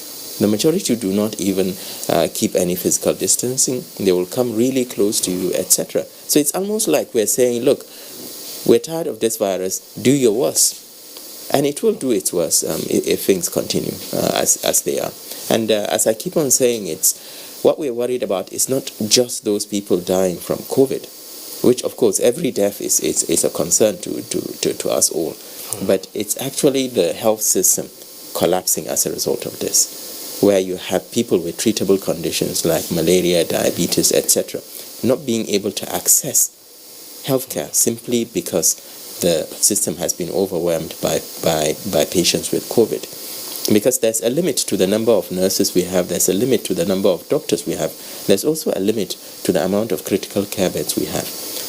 And no matter how important you are, and no matter how rich or poor, etc., if you go into a hospital and all the beds are taken for oxygen, nobody will be taken off oxygen in order for you to get oxygen. None. So you're actually going after a finite resource. Why put yourself at risk of that? Our plea continues to be that the public should really observe these non-pharmaceutical interventions. And in particular, if you are vulnerable, now is the time to lock up and stay at home.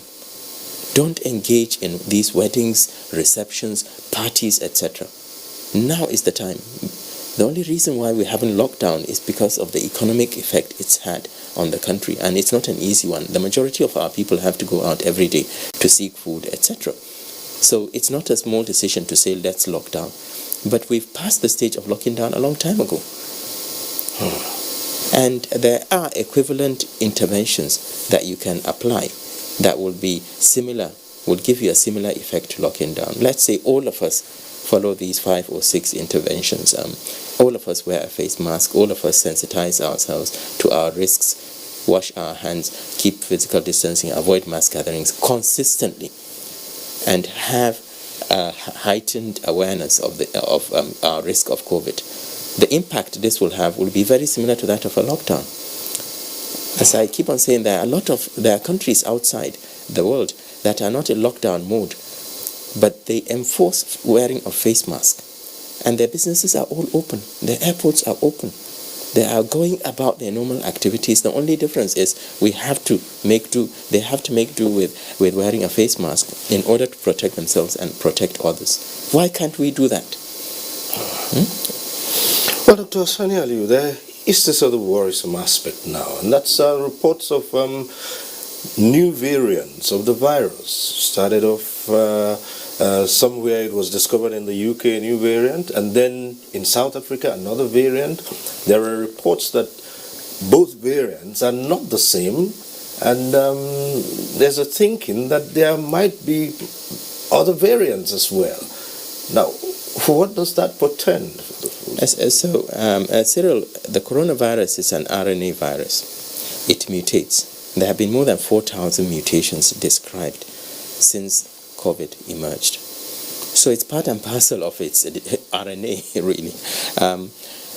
And these mutations can confer either increased transmissibility or increased virulence, or can make the virus less virulent and less fit. The reason why these reports are now coming up is because more and more scientists are sequencing, more countries are starting to sequence the strains, because sequencing is not an easy thing. You have to do whole genome sequencing, you have to look for the presence of the mutations and see whether does the virus grow more rapidly, does it transmit more rapidly, does it cause more severe disease. So far, the evidence suggests that it doesn't cause more severe disease than the original strain that came up. However, it looks like, certainly from the UK and the South African strain, that it's more sticky. So it's transmitted faster. And we have what we call the R-naught, the number of persons that one person will infect. And with the original strain, one person will infect between 2 to 3 persons. And the likelihood is with the new variants that are emerging, they can probably infect a lot more, at least 70% more persons than the 2 to 3. But regardless of whether you have a South African strain or a UK strain or the new strain in Japan that's just been described, the way you protect yourself is the same. The UK strain does not fly, neither will it go to your house and open the door and walk in and say, I'm here. No, somebody else will have to bring it in. So, regardless of the strain, it's the same method when it comes to protecting yourself. It's the same hand sanitization and face mask and keeping our distances, etc.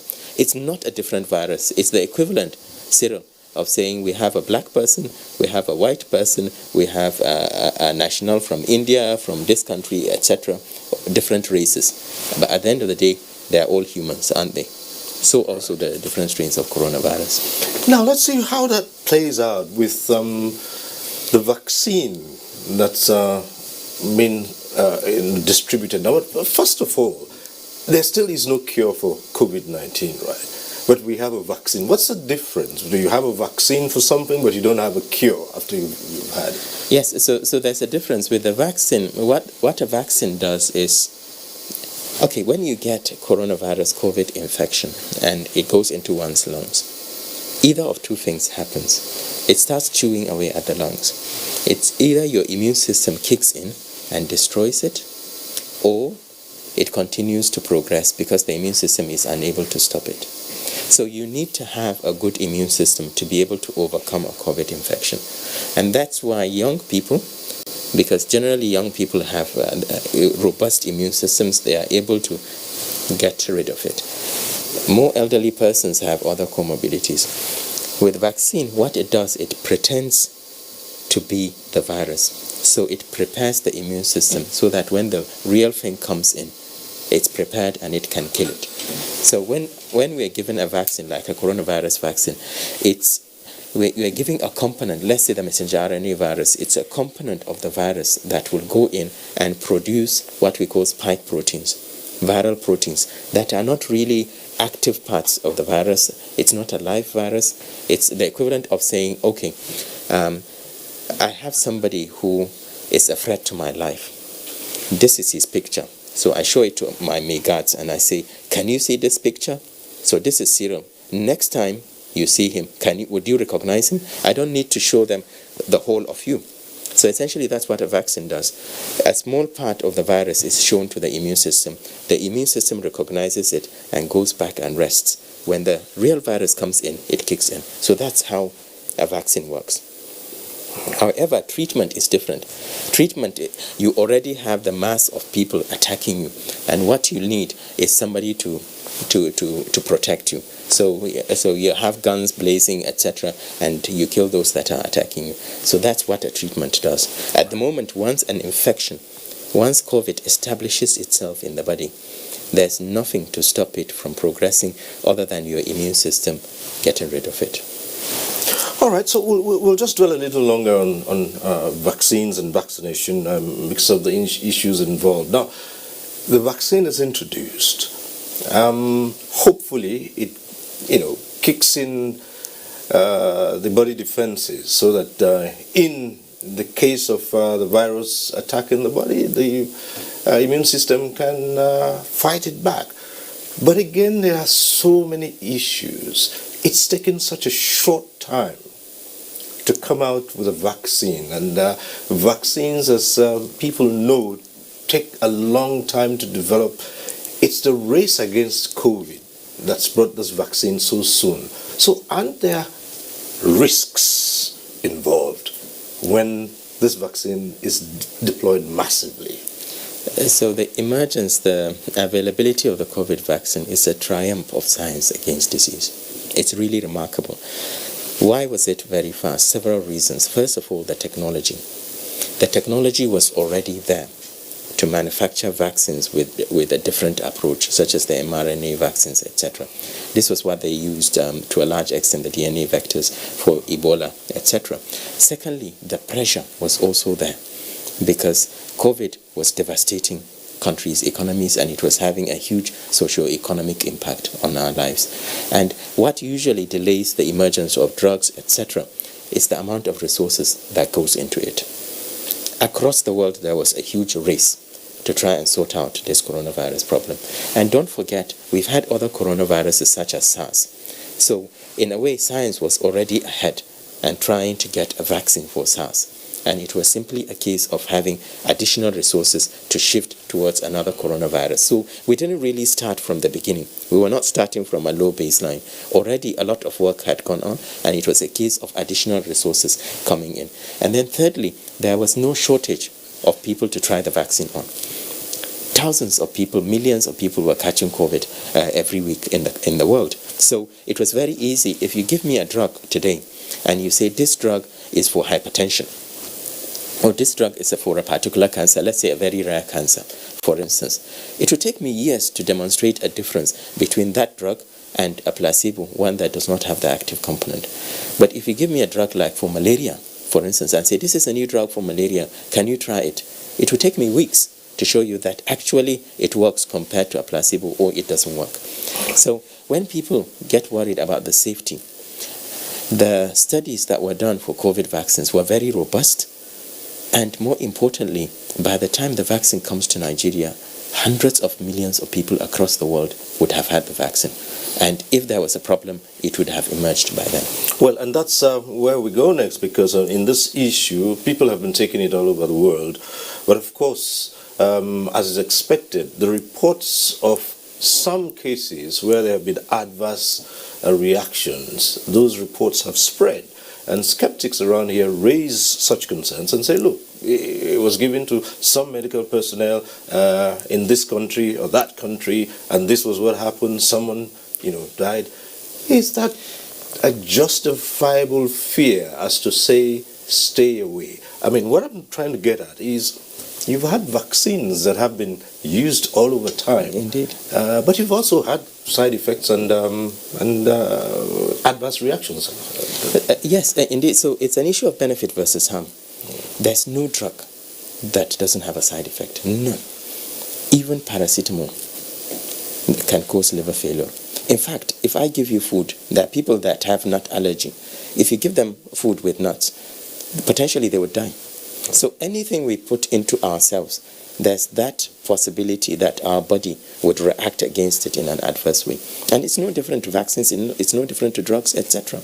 So what I'm trying to say is a benefit versus harm. The studies that have been done for vaccines have been very robust. It is most unfortunate the amount of negative news that's going out in the social media, because if it is true, Cyril, no country will produce something that will harm its citizens. None. I'm not aware of it. Are you aware of any country that would? So the conspiracy theorists say, oh, well, this is another attempt to cull Africa's population, to kill off Cyril, even baby milk we import. Baby food we import, and with confidence we give it to our babies. Food, we import food and we give it to our babies. Antibiotics when we are sick, anti-malarials, where do we get them? The majority come from outside the country. And do we say that these things, we shouldn't take them because maybe somebody is trying to harm us? So why on earth would other countries in the world produce a vaccine in order to harm Africans? And hold on a minute, where did the disease come from? Did it come from Africa? No. It came from outside Africa. And they have produced something that would solve this once and for all. And here we are saying we don't want it. Well, if we don't take it, Cyril, I'm afraid COVID could become endemic in Nigeria. And it will be a risk not only to us, but to our neighboring countries and to the rest of the world. And we could potentially end up being isolated. It is not in our interest, in national interest, for us to have issues with taking them. I really hope that the amount of public engagement going on and the plan for us to have our political leaders, religious leaders, community leaders, people that are respected by the public taking these vaccines publicly would change people's perception of this. But there is no conspiracy when it comes to the COVID vaccine. Now, of course, we have the issue of accessibility. All over the world, countries are in a race to acquire the vaccines and give it to their citizens. What's the position of Nigeria at this time from the PTF? Accessibility to these vaccines, when indeed will Nigerians be able to access these vaccines? Given our huge population, how is this going to be distributed? What would be the criteria? Who would have access? There are so many questions. Would it be? Would there be certain age groups that will be given priority, or it would be? Just tell us how this is going to work out. So they're all good questions. They're all relevant questions. Let me first of all start with what are we trying to achieve if we give a vaccine? What we are trying to achieve is to make sure that the majority of people are immune to coronavirus, so that if it comes in, it will not be able to transmit to others. So it's the equivalent, Cyril, of you being in your home and you have 10 friends that come to you every day and you see them regularly, and all 10 friends have had COVID. The likelihood is, have had the COVID vaccine. The likelihood is, even if you haven't had the COVID vaccine, because you are exposed to them regularly, they protect you. You're not going to have an 11th person coming in with COVID, or less likely, the probability is less. So we're aiming to vaccinate 70, we need to vaccinate up to 70% of our population in order for us to have what we call herd immunity, in order for those that are still susceptible, who have not had the vaccine, to be protected. As said by the Executive Director of Primary Healthcare, we are working with Gavi, the Global Alliance Against Vaccine Initiative. Gavi is a multilateral. They are responsible for most of the vaccine arrangements across the world. So Gavi have secured more than 2 billion doses so far of the COVID vaccine, based on arrangements they have with the pharmaceuticals. They will give Nigeria the first 100,000 doses will come in at the end of January. This is just a token gesture to say, Nigeria, here you go. Here's an example of a COVID vaccine. And this is what you should learn from the process and have some sort of initial attempt to vaccinate your people. And then hopefully by the end of the first quarter, we will have an additional number of doses that will cater for 20% of our population. That's 42 million Nigerians. This will come free as well from Gavi, but the operational side of it, in terms of administration, etc., will have to be taken up by government.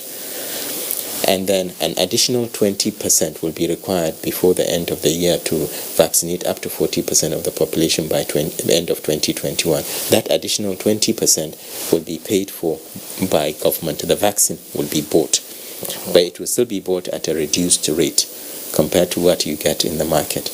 And the government will still be responsible for vaccinating, administering them. But these vaccines will be free. And then by 2022, an additional 30% of the population will be vaccinated. So in total, we'll have 70% of the population. Who are we going to start giving? The first group that we need to give are those that are most likely to get exposed to COVID because of the nature of their work. And who are those people? The healthcare workers.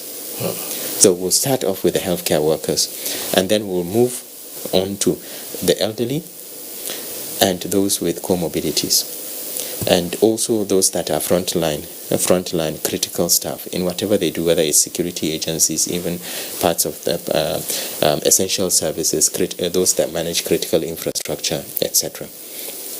We're not going to give it to young people because most of the vaccines are not licensed for those below the age of 18. And generally, young people tend to do very well anyway when it comes to coronavirus. They get a mild illness, they don't get severe illness. And the goal is we vaccinate 70% of our population by the end of 2022. That will enable the country to free itself of coronavirus infection.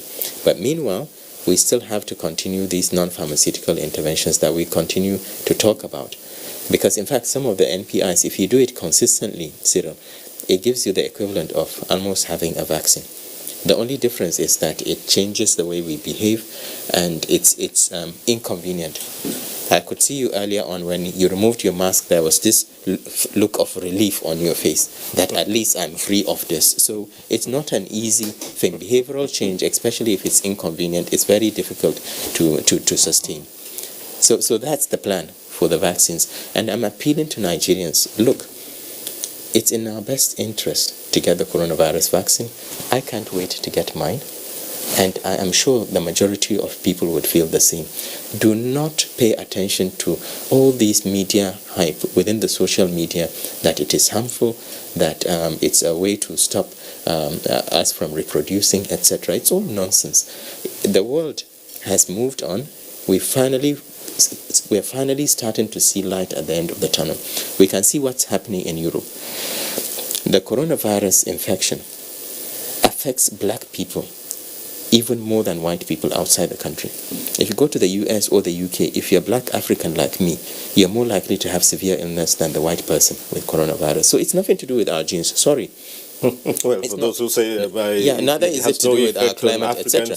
If it's to do with our climate, India or Brazil will not be having the sort of problem that they are having now. All right. They also say the climate is taking care of it, so you shouldn't worry that But we have the similar climates to Brazil and India, so why are they having a problem? India has the second or third largest number of deaths in the world from coronavirus infection. So I'm afraid there's nothing special about us that protects us against coronavirus. We have to maintain those measures that are critical. Perhaps just as the PTF said, and maybe Nigerians would be looking to that as a way of reassuring the public still, the matter of the vaccines, and that is all the vaccines that come into this country would be certified as safe for administering to Nigerians as citizens. Yes, so there are regulatory authorities like NAFDAC, for instance. No matter how quickly the federal government wants to bring a vaccine in, we still have to clear with NAFDAC. We are a law-abiding group. We are government after all, so we have to work with other government authorities. So NAFDAC has to provide that clearance. NAFDAC has to check and make sure that there's nothing harmful in the vaccine, that it's still effective in terms of its potency. There wouldn't be a new clinical trial. I think it's completely unnecessary. You cannot go back and repeat a clinical trial that's been done very robustly in other parts of the world. When you bring in paracetamol, do you do a clinical trial to confirm that the paracetamol is working? No, you rely on clinical trials. Science is universal. Science is not confined to just national entities.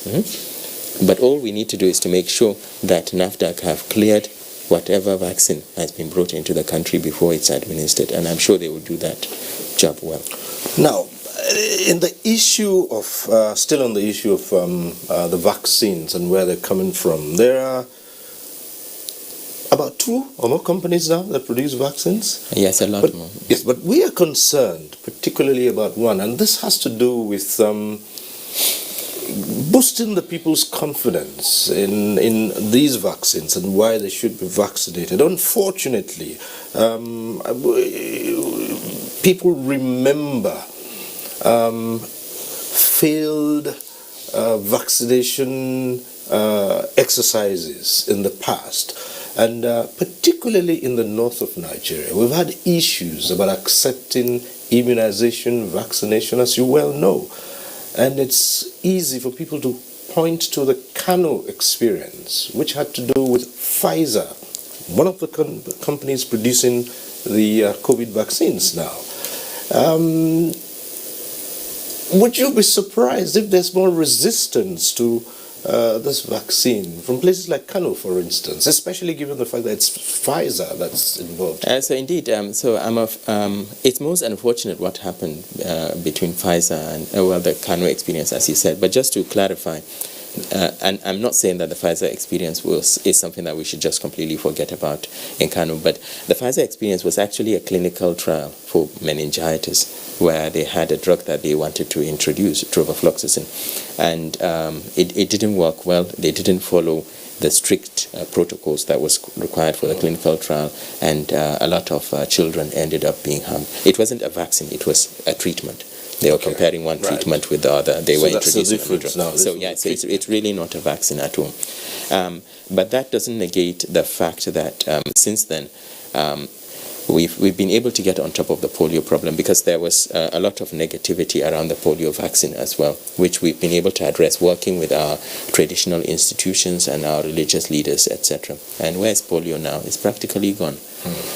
Cyril, where's smallpox? It's a typical example for our parents and our grandparents who were there when smallpox was ravaging parts of Africa, for instance. When was the last time you saw somebody with a smallpox? It's gone. Childhood infections such as measles was killing a lot of people. And now there are loads of countries across the world where measles childhood vaccination means that measles and other pneumonias and meningitis have practically gone. The benefit of vaccination programs has been huge. It's one of the reasons why under five mortality or death rates has improved remarkably across the world. So science has provided a very positive contribution to human survival in the last 50 years. It doesn't mean that we should take an example of a particular company and just say, this is what happened in Kano with Pfizer, therefore we should not engage in any vaccine program. The Pfizer vaccine has a disadvantage already in terms of its ultra cold chain requirement. It needs to be kept at around minus 70 degrees. So that's very challenging. And it's more likely that the vaccine that we will be using for the majority of persons in Nigeria will not be the messenger RNA vaccines that require very cold temperatures. It will probably be the protein vector vaccines. But it doesn't mean that the Pfizer vaccines are harmful. As I said, Cyril, millions of people across the world are taking these vaccines. If there was a side effect, we would have gotten. If there was a major side effect, it would have been obvious by now. Okay. Speaking of this quickly, since you just mentioned it, the vaccines having to be kept at very, very cold temperatures. Isn't that a challenge for Nigeria, for instance? You have facilities that you could store these vaccines? So a lot of work is going on behind the scene with Primary Healthcare Development Agency. We do have refrigeration arrangements, particularly with NCDC. So for instance, the first 100,000 doses of vaccine will be coming from the Pfizer side. And NCDC have good refrigeration arrangements, infrastructure. It was something that we built back when I was in NACA. We did a HIV survey, if you remember, the National AIDS Indicator Survey. So we bought these really cold fridges in order to keep samples there. And we will be using these fridges at least for the first 100,000 samples that will come in.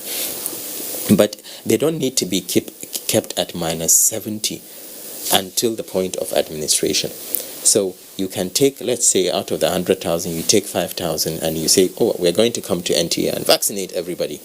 I can take out the doses that I need and keep them at normal refrigeration temperature for up to 5 days.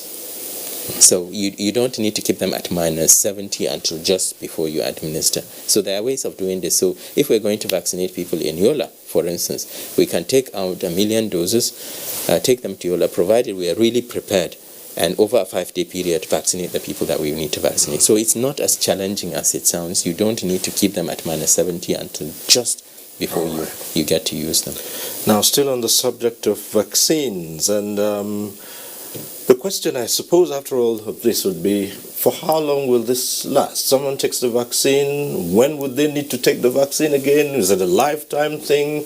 Is it something you repeat after a period of time, say 1 year, 5 years, 10 years? So most of the vaccines we have now, in fact, all the vaccines we have now, you need 2 doses, but there's a particular vaccine that's still undergoing clinical trials, the Johnson & Johnson one, which will require only 1 dose, and we hope the trials will be successful because it will sort out a major logistic challenge we have. The first dose, when you take the first dose, it will take about 2 weeks for the antibody response to really come up. The second dose is taken between 3 weeks to 12 weeks after the first dose, and it will take a week for the second immune response. That's going to be a challenge. Yes, when exactly. You get the first set of people take, and then 3 weeks later or 12 weeks later, you have to chase. Yeah, you have to chase them. So, but that's why you need to prepare very well, and you need to have very good data systems. If you look at the UK, what they decided was the second dose they were going to delay. They will not give it at week 3. They will give it towards week 12, so that they are able to give as many persons in the population as possible the first dose. The first dose will still give you a level of protection, but not as good as the having the second dose. So the first dose you get an antibody response. The second dose you will get an even bigger antibody response. And what we know from the science so far is that the immune response to vaccination is more robust, and it lasts much longer than a natural infection to COVID-19. And that's why whether you've had coronavirus infection or not, you will still be offered the COVID vaccine. Because we're going to see what of those who have had the infection and have recovered, would they also be eligible for absolutely, absolutely. Because we know from natural infection, it looks like for some people the level of antibody levels wane over months after a natural infection. Possibly after 6 months, the levels might be low enough for you to become more susceptible. But across the board, we don't know yet whether the effect of the vaccine will last 2 years, 3 years, or a year. It probably will last more than a year. We feel that it will last at least 2 to 3 years. But we don't know that yet. Okay. So as a precaution, since we're on the subject now, and we assume that Nigerians are going to be taking this vaccine, so as a precaution, it's not as if once you've had the COVID-19 vaccine, then that is a license for risky behavior. No, it isn't, because the vaccine is not 100% effective. The Pfizer and the Moderna vaccines have 95% efficacy. So out of every 20 people receiving the vaccine, 1 person will not have as good an antibody response as the 19 others. And that's why we still recommend using face masks and these interventions until such a time that the amount of infection within the population really goes down. And it will be really interesting, Cyril, to see what happens over the next 1 to 2 months in the UK and Israel and countries that are really taking up these vaccines, because it will be remarkable to see how quickly their level of infection will come down. And just to say, whether we like it or not, the vaccines are there for a purpose. The international community have accepted it. We have accepted it at national government level. We know it's in our best national interest. Nobody will be forced to take the vaccine, but it will be incredibly inconvenient for you if you decline taking the vaccine and you're a businessman or you're somebody who travels frequently outside, etc., because you will not be able to, you will be trapped.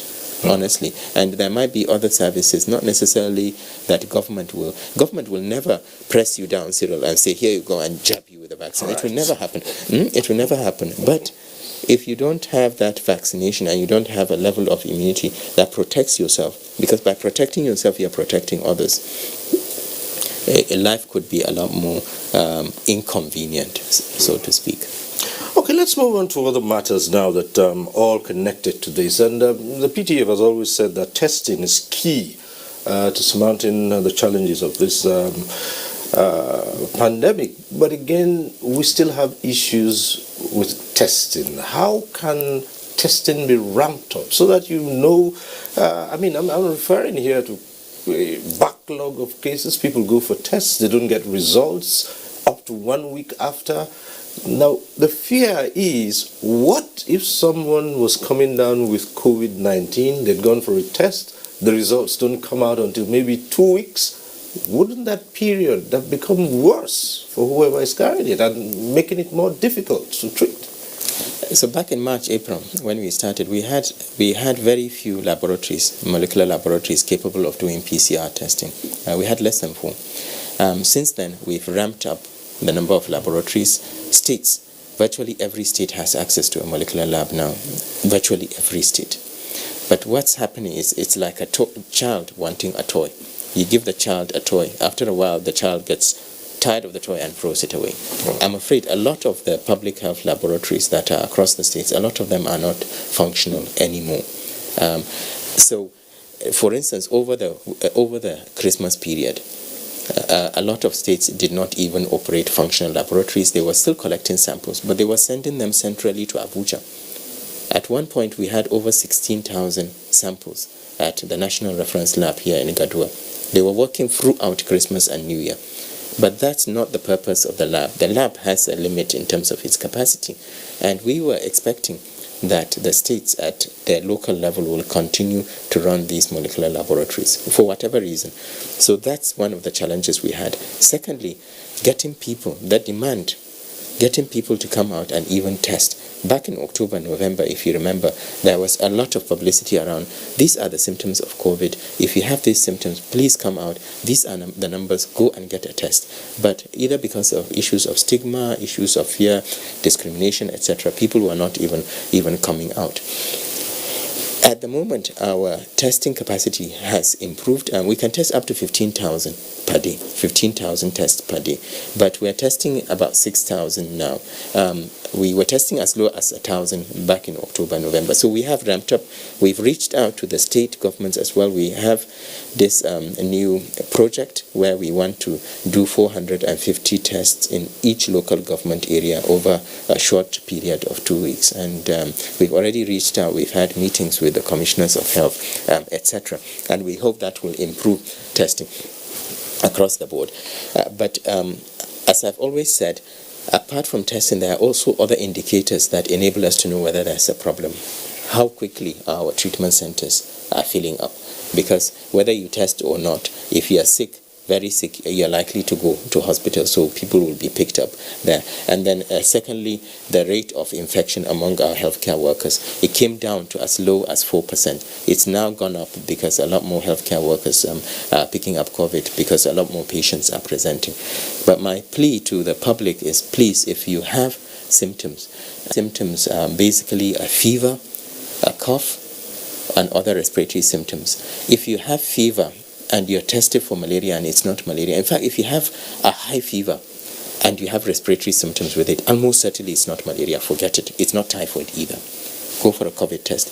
If you suddenly wake up and realize that you've lost your sense of smell, it's a very strong indicator that you probably have coronavirus infection. Go and get yourself tested. Do not go to a hospital and be tied down for a week being treated with antimalarials for a fever that is not going away and you have respiratory symptoms, because it may well be COVID. Yeah, but the other side of it too is that many more people are testing for COVID, because with the current climate, the Harmattan, these are illnesses. Those, the symptoms you've just talked about are things you find usually at this time of year. Cough, as a result of the dust haze, catarrh. And no Harmattan will give you a fever, Cyril.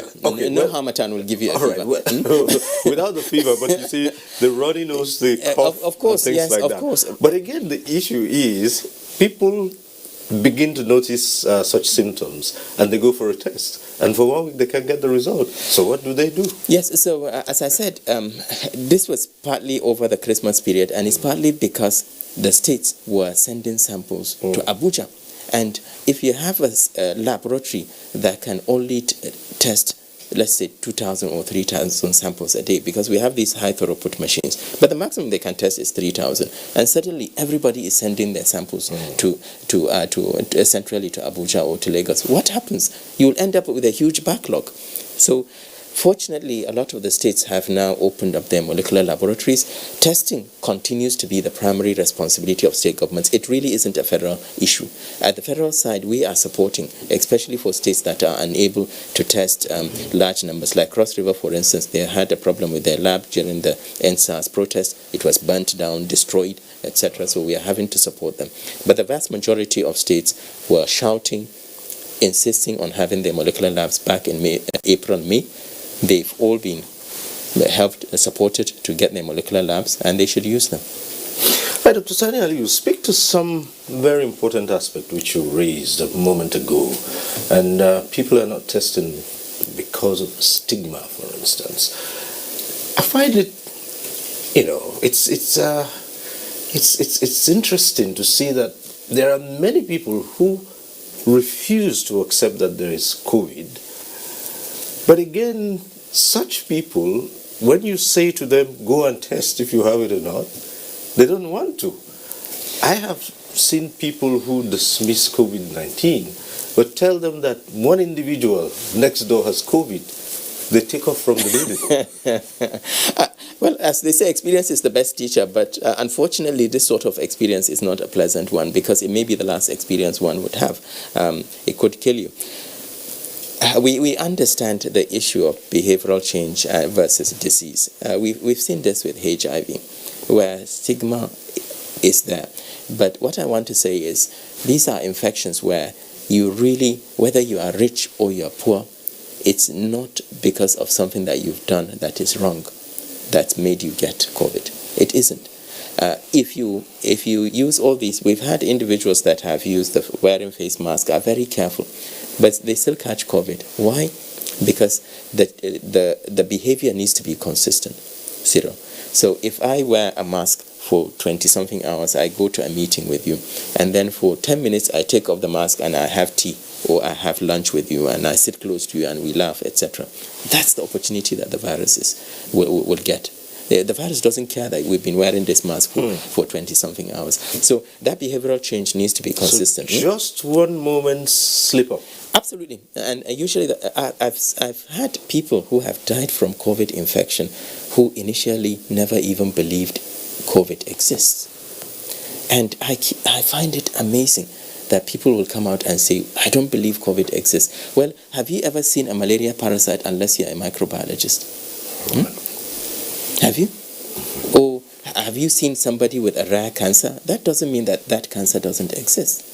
So it's silly. Fortunately, when we did the NYSC testing in the camps, I can tell you definitely there's no part of the country that does not have COVID.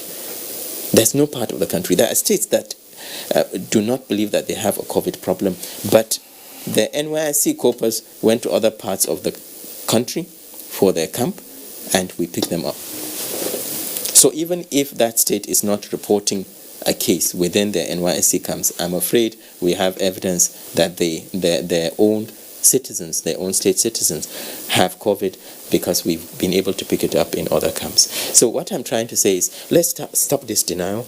Let us stop this stigma. Let us work together. This is a collective responsibility. The virus is definitely a threat to mankind. The effect it's having is disproportionate to the number of people dying. Agreed? But it's having huge socioeconomic impact. 40% of people working lost their jobs during the lockdown we had for 5 weeks. So it's not just about death, it's also about the indirect impact on other parts of the economy as well as health itself. A lot of people died from potentially reversible diseases, potentially treatable diseases, because they couldn't get the health care they needed. Kanu was an example, for instance. A lot of the people that died in Kanu didn't necessarily die from COVID, but they died from complications. I had a friend who went into diabetic coma for the first time.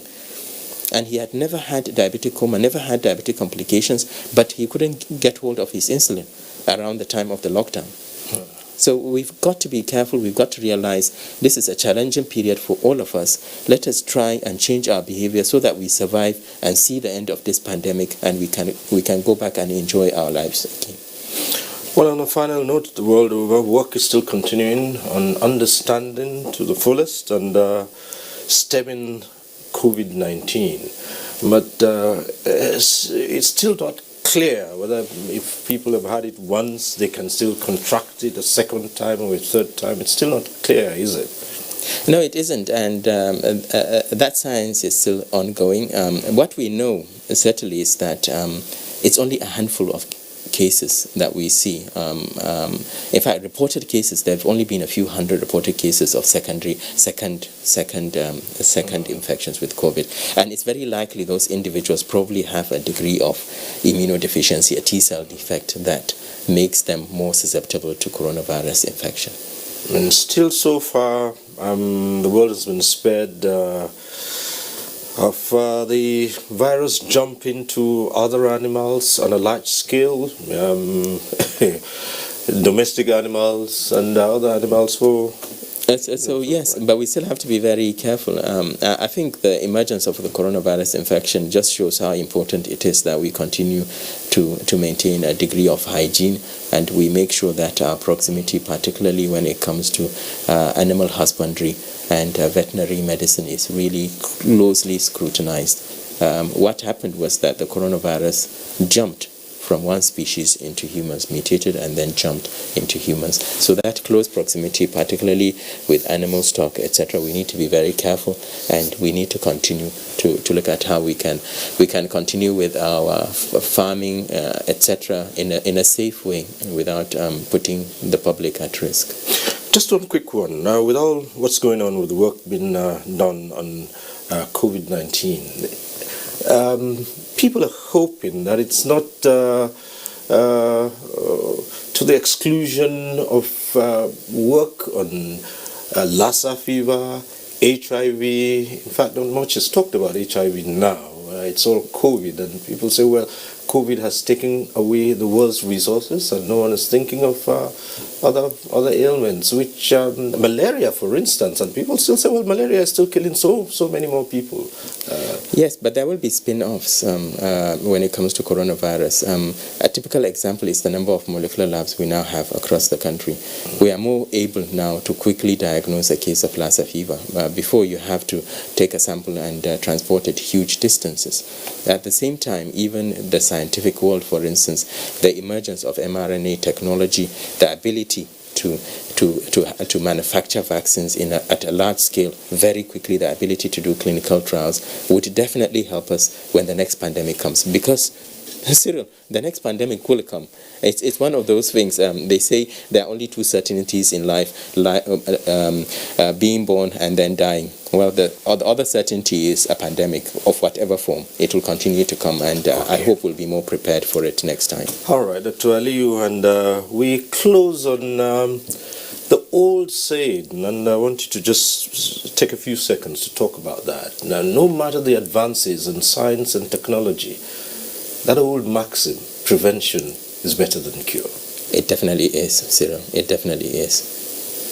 And I would urge the public to please make sure that they protect themselves.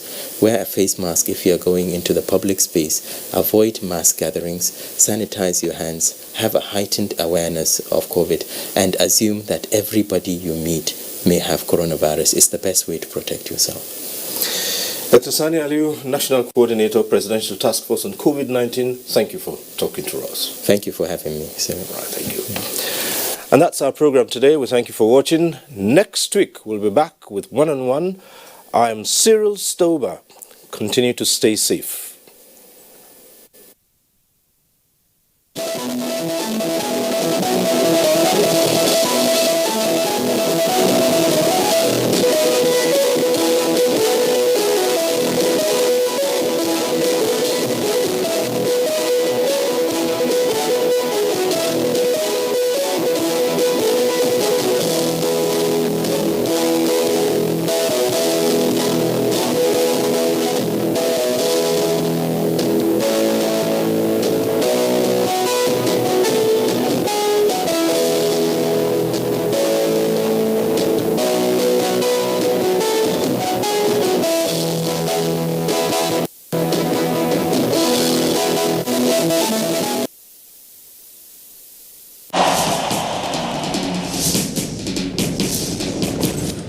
Issues in the sports sector remain one of the most debated among Nigerians. due to the passion, followership, government involvement, impact on Nigeria's external image and our national life in the sports parliament.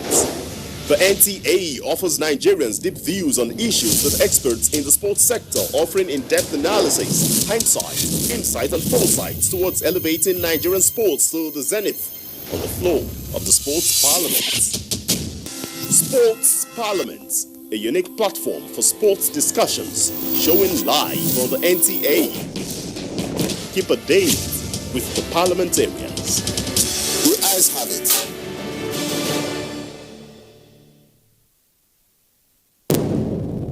Information is power. Everyone wants power.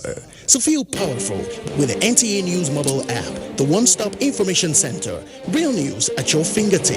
Be the first to report by uploading first-hand information on the U-Report link, and be the first to know by simply clicking on any of the links on the sidebar for headlines, domestic and foreign news, economy, security, politics, sports, and more. Stream live on your smartphone and tablets and stay connected. It's pretty easy. Simply download NTA News app from your Google Play Store and you're good to go. NTA News mobile app, your access to real-time information. The struggle for independence had been a long and tough one. Our founding fathers and compatriots sacrificed their comfort and even shed their blood. We cannot at this point in history afford to spirit away their sacrifices for immediate but temporary gains of today. Let us emphasize what unites and not what divides us. Working for the unity of purpose with a stronger vision for a better tomorrow. NTA, growing with the nation. Together, no matter where you come from, no matter your religion, we are one. Let's live together. Let's stop fighting each other. Let us live as one. It doesn't matter where you come from, your tribe or religion, man, woman or child. It doesn't matter who you are. Put Nigeria first. No matter where you come from, no matter your religion, we are one. Let's live together. How can we develop when we're always in crisis? Families have become refugees in their country. No matter our differences, show some understanding. No matter where you come from, no matter your religion, we are one. Let's live together.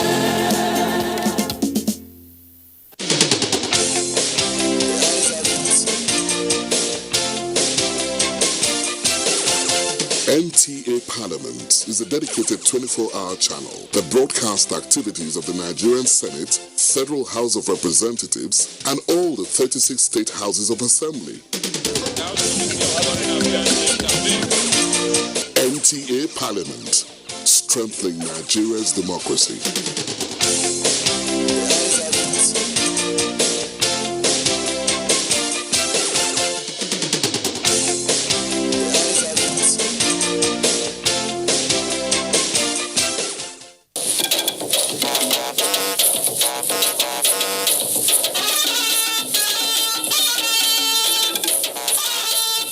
NTA News. When the news breaks, we mend it and present it without blemish. NTA News, authentic and authoritative.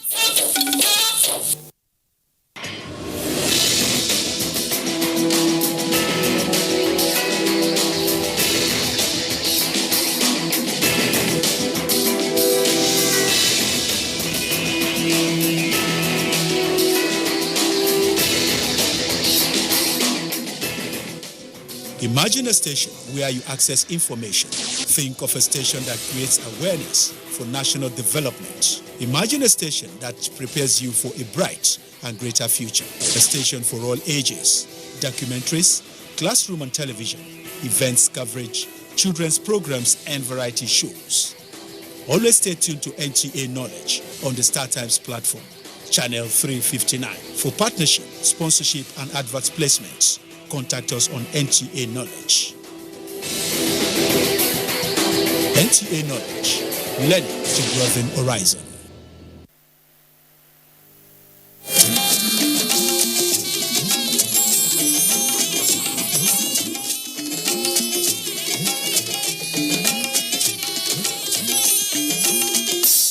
This is the network service of the NTA.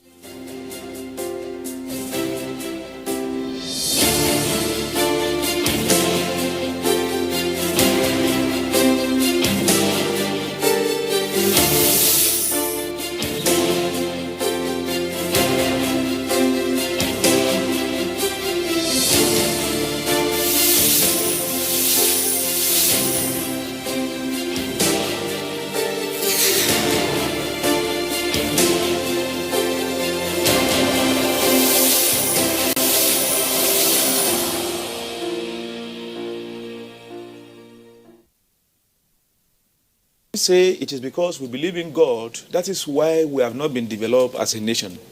Do we say religion has been an hindrance in our development? Today we are going to discuss religion and development.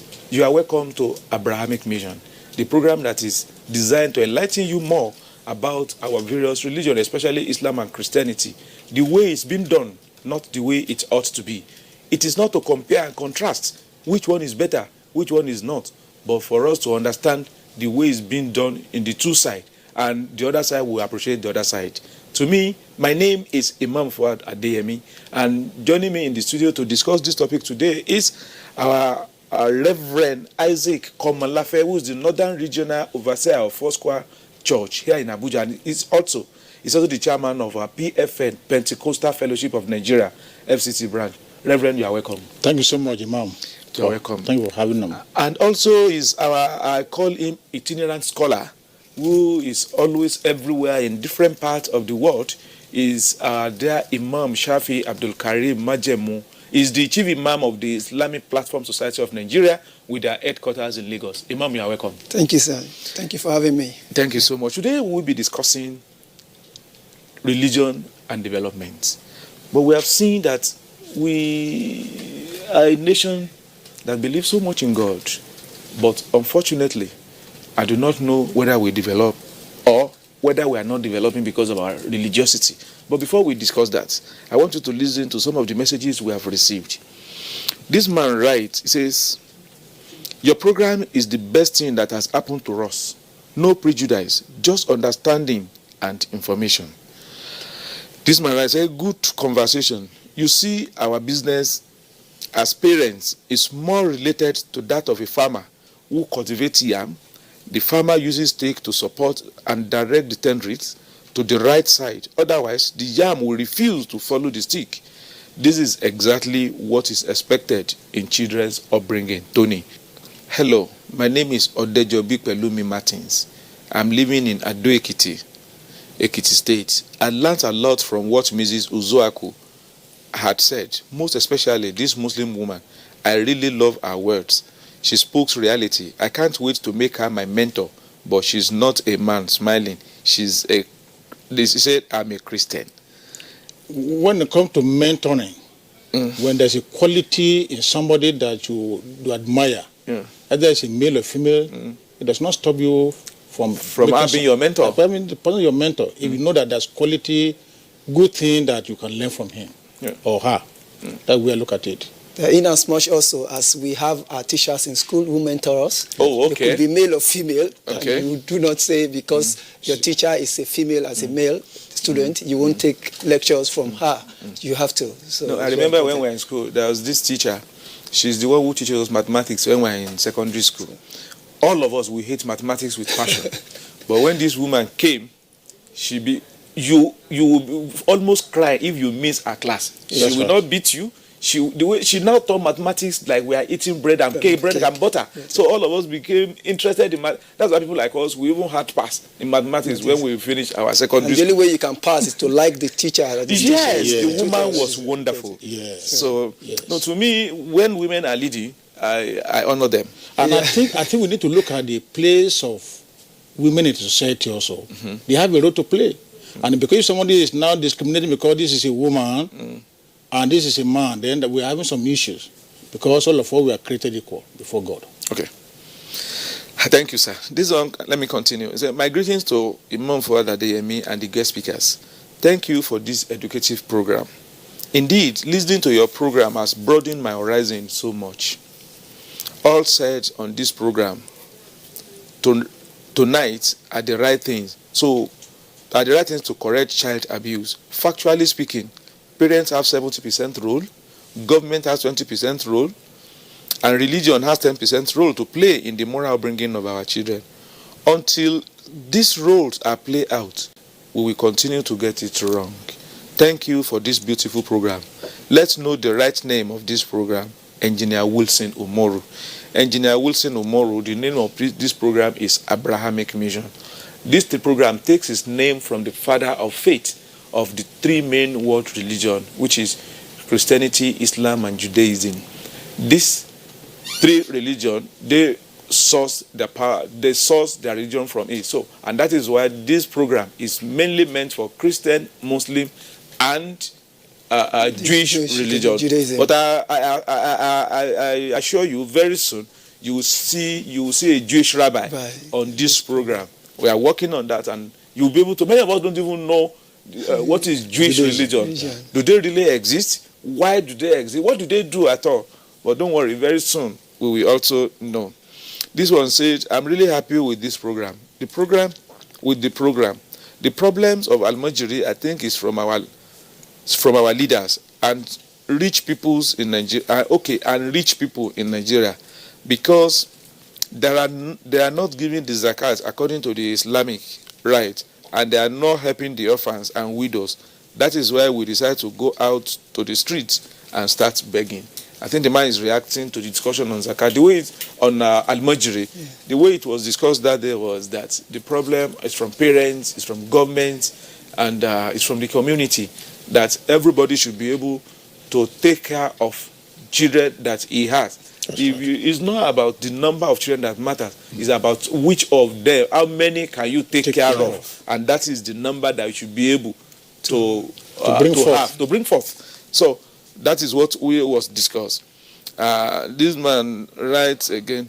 He said, good evening. My name is Daniel Henry. I'm from Cross River State. And this is my contribution. Why are all Muslims always having problem marrying Christian? Thanks, NTA TV. We are enjoying your program. I don't know how you hear that. Yeah.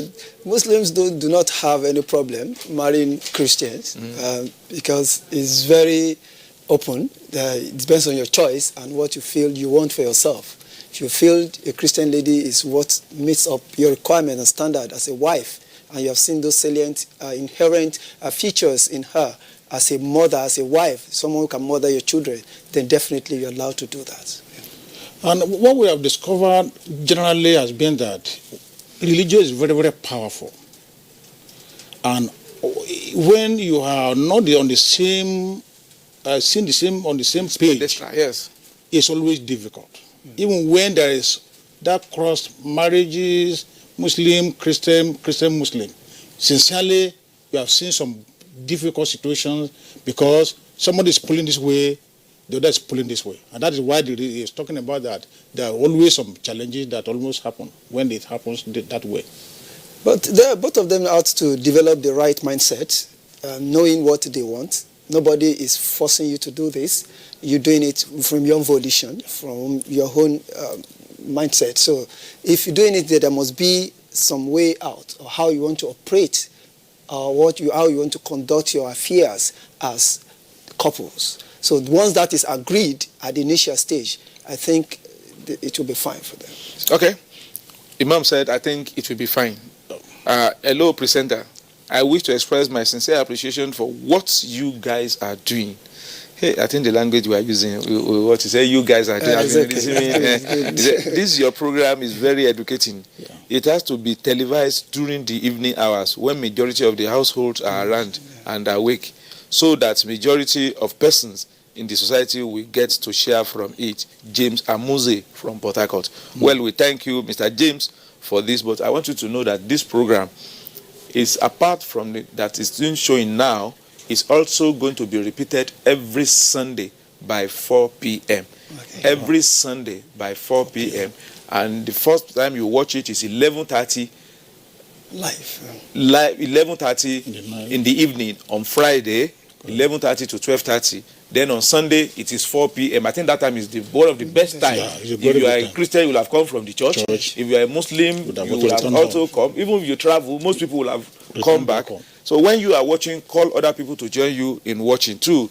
So we thank you. And you can also be part of this program by calling this number 070-449-449-49. Again, 070-449-449-49. That is the number you are seeing on your television. From now, you can be sending us messages, but please do not call. Only send SMS messages or WhatsApp messages. And that is when we can enjoy ourselves. When you are calling, you will be disturbing us. Just send your message by God's grace. But I still want you to know that we receive hundreds of messages all the time. So we will try as much as possible to read the ones that are readable. Put it at the back of your mind. Let me also, before we go on a short break, let me read this one. The one says, indeed, the family has failed the society. Parents pay more attention to their jobs and leave the training of their children to the teachers and daily minders. This even affect the children academically because no one checks their books to give the appropriate assistance at home. I can say that this is why we have the high rate of social vices these days. And that is true, but everybody must have his own value that you are pursuing in raising your family. Bible says, teach your child in a way will go. When it grows up, it won't depart.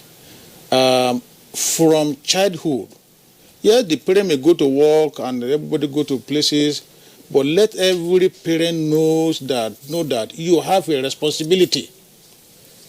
And now looking at the government having 20% of the blame and the church 10% of the blame, I would think that way. Let somebody, you are bringing a child into the world, know that you are 100% responsible. Other people could be in addition to helping you one way or the other.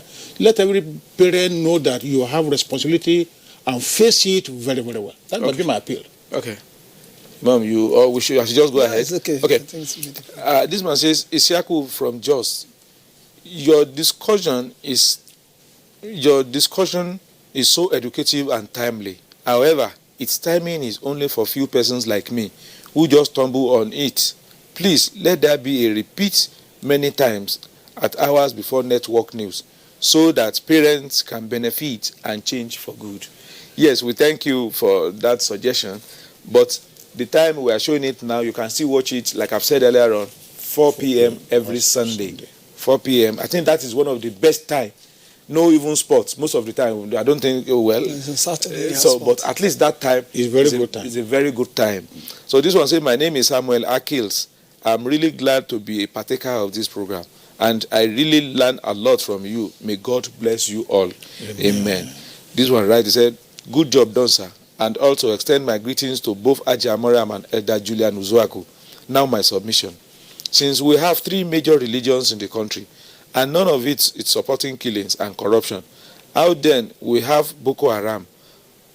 We have Boko Haram bandits, kidnapping and corrupt leaders in the country. Bamindele from Ado-Ekiti. Also, this one we have, he said, both religion teaches peace everywhere in the Holy Quran and Holy Bible. But we don't know where Boko Haram got their teachings to be killing innocent men and women. Message from Alhaji Arogundade Munir from Ede, Osun State.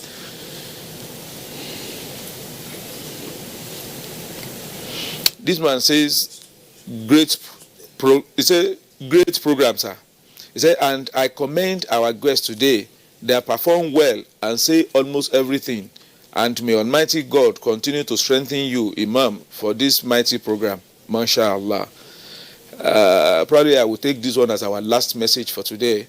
It is, Imam, Elder Julian Uzuaku and Aja Mariam, I thank you all so much for taking time today to talk and discuss seriously about child upbringing. Aja Mariam mentioned that education is very important to implement in their lives. In that education, you must first counsel the abused child and know what the problems are. Thank and God bless you all for the program. Apostle Dr. SBC Nwachuku, GOCMMMI. I don't know his name of a church, probably. Yes. We thank you. So we will go on a very short break now before we now come back to discuss the topic of the day. Slavery is an evil practice abolished all over the world over 200 years ago. But today, Human traffickers are selling human beings as slaves in Africa. It is your responsibility to make sure that you and the people you know do not fall into slavery. Don't believe fake promises of jobs abroad. People went to say Libya, Italy no use you when they carry me on top water. 4 days now they lock me for inside house, no food, no water. I nearly die. Now God, when me heaven and earth, now save me. If you get 1 naira for Nigeria, you get junior one, you say you no get papa, you no get mama, that make you come out. I beg go they do farm work. You better pass person when enter road. Don't accept to travel to Europe through the Sahara Desert. You may be walking into slavery. Don't be a slave. This is a public service announcement brought to you by NTA.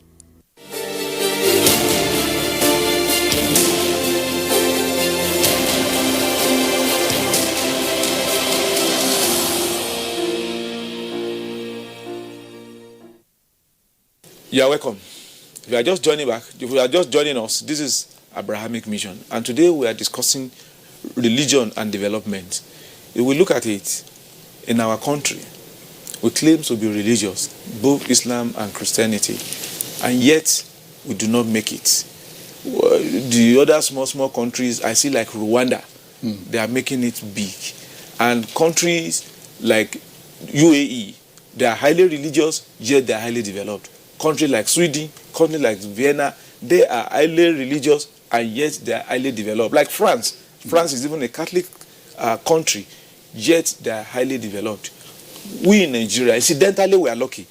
If it is Christian that can develop, we have Christian enough. If it is Muslim that can develop, we have Muslim enough, yet we are not developed. Joining me again, once again, is Imam Shafiu Abdul Karim Majemu, who is the Imam of the chief Imam of the Islamic Platform Society of Nigeria in Lagos. Imam, you are welcome. Thank you, sir. And also Reverend Isaac Komalafe is the Northern Regional Overseer of First Square Gospel Church. He's also the chairman of Pentecostal Fellowship of Nigeria in FCT. Chairman, you are welcome, sir. Thank you so much for having me. Yeah. Together we'll be discussing this program. We'll be discussing this topic, but you can also be part by calling this number 070-449-44949. Again, 070-449-44949 is in your screen. You can just send a message. You'll be part of this. Reverend, we have been talking of development. To you, as a pastor, as a religious person in the ministry of the God of the Lord, what do you think development is, or how do you perceive development? Well, I look at development as emancipating human being from a low level here to a glorious level here. And that is the reason why Jesus came to take us from where we were to where we're supposed to be. And even God, when he was creating the whole world, in the book of Genesis, the Bible says, let there be light. Because there was darkness and there was light. That's development. You are touching people's life, you are making their life to be meaningful, and also adding values to people's life. That is what I see as development, and also from a religious point of view also, that is changing people from where they are to where they're supposed to be. Changing people from where they are, from where they're supposed to be. I think that's a very good one. Imam. Yeah, development from the religious purview, and I would like to also take a leave from what the Reverend has just said. Development is about human emancipation, okay. Trying to create values for life. People are created, and they're created. God even said that you are not created for fun. You are created for a purpose, and that purpose must be fulfilled. How do you fulfill that purpose? Is by adding value to life. When someone has a child, and the only way you can add value to that child's life is to provide education, to provide feeding, to make him responsible to the society, to himself, and to the family, and to the nation at large. And that is what we can say about development in the purview of religion. And making religion, well, somebody just talked about religion. Why do we have religion? And religion is bringing all about conflict, violence around the world, and so on. Well, it's not about the religion. because religion is universal. Christianity is universal. Islam is universal. Judaism is universal. But we're looking at other people, they're doing well, and you now look at your own context, then meaning the people, there's difference between the people and the religion. So if people do not migrate or integrate into religious tenets properly and fitting, then they'll be lacking. And that you see the imbalances. But in the situation whereby they are able to meet up with their religious tenet and able to measure up with what religion has actually come to teach us, then you will see a lot of differences in our way of life and thinking. It seems as if Reverend want to say something. Yes, I also want to add to what Imam has said, that development is very important. It's about adding values to life. Now, from your introduction, Imam, you said that, see the way our country has been. Now, what has led us to this situation where we find ourselves? Other countries, they are doing very well. Why are we not doing very well? One of the problems why we're not doing very well is not necessarily because of religion. If it's issue of religion, we're supposed to be the best country in the world. But because we don't have consequences for our behaviors here. Please explain. We don't have consequences for our behaviors. How? If somebody has done something wrong and there is penalty, and that penalty is also given, then somebody will be afraid of doing the same thing. If somebody is driving, if the law says if you drive without license, you are going to be punished with such a thing. But the moment somebody is arrested, before you know, he's going to call somebody up here, somewhere, and say, I'm with the police here, can you talk to him? And somebody is going to press a button somewhere. These are the reasons why we're not developing. In other countries you mentioned, there are consequences for behaviors. And that is the reason why we are not developing here. People just break law the way they want it. There are rules and there are laws. There are laws, there are rules, but we break them with impunity. And that's why we are not developing with our religion, with all that we are doing. So it's not the issue of whether religion is hindering us or not. It's we that are hindering ourselves. Of course, the place, if we practice our religion very well, and we are obeying our tenet of faith, obeying the Holy Bible, as it were, of course, we will be also obeying the government that God has placed over us also. And then also the government also, because who are the people in government? They are not ghosts. They are not angels. They are our people also in one religion or the other. But nobody wants to come to the level whereby there will be consequences for his behavior. So, and that's what is killing us in this country. Yeah, if I would like to add, I think I have a quotation to support what the Reverend has just said in the Quran. And that is Quran chapter 3, verse 59. Yeah, which is? It says, "Who you believe, obey God, His messenger, and those in the constituted authority." Okay. You obey the authority. And if you differ in anything, you return back to God. What we are trying to say here is that when religion is properly practiced and is being used as a model for development, we will tend to develop better. We do more of worship in Nigerian content. More of worship. We go to mosques, we go to churches, and we chant all. But the spirituality that religion has come to instill in us, which is the discipline itself, is not there. Starting from the leadership of religion itself, the imams, the pastors, we have to take responsibility for this. What are we teaching the people? Sometimes we see the politicians as even placing them above us as religious leaders. We don't tell them the truth. So we go to mosque, people no longer receive sermons that when they leave, they say, wow, I have to change now. I have to change my ways. So there are no longer sermons like that in our own mosques and churches. So today we celebrate ourselves. We celebrate impunity. And how do we develop? Because we are not saying the truth. I know very well that this man has come to me as an imam. He is holding a political office. And there are certain things that he has been given as responsibility to do to the society, to the community, and he's not doing it. Instead of me to tell him the truth that you have not done the roads and you have collected money for it, you have not given water that you have collected money for. Do you get what I'm saying? So why are you not doing this? Well, we keep on celebrating ourselves. So I see this as what we call religious hypocrisy. And religious hypocrisy. Okay. When there is religious hypocrisy, you can never develop. in other parts of the world, they don't worship. Is not something they put on their head, but they are very, very spiritual. And how are you spiritual? Because you bring out love. You love your fellow human being. I ride on good cars. I'm also thinking about how others will ride on good cars. I want to ply good roads. I've built my houses, and I live in a very good house. What about other people? So if we are not thinking along this line, then for us to achieve the Millennium Development Goal is far away from us. Even the 2030 is too close for us to achieve that as far as Nigeria is concerned, because we are not doing the right path. Imam said something about the hypocrisy. Religious hypocrisy. Yeah. I actually wanted him to explain, but I'm happy that you are taking it up. Yes, I also want to take it from there. What has led to this religious hypocrisy is selfishness in the heart of everybody. Okay. Because all of us were now looking at what I call me, myself, and I. Me, myself and I. That is what 3 in 1. Yes, just 3 in 1. Me, myself, and I. It's just only you. Me, myself, now, and I. Yes, that has led to nepotism. That has led to hypocrisy we are talking about. That has led to all kind of vices, corruption everywhere. And so when you allow that to happen, then everything is just chaotic, and there's no movement, there's no advancement, there's no development.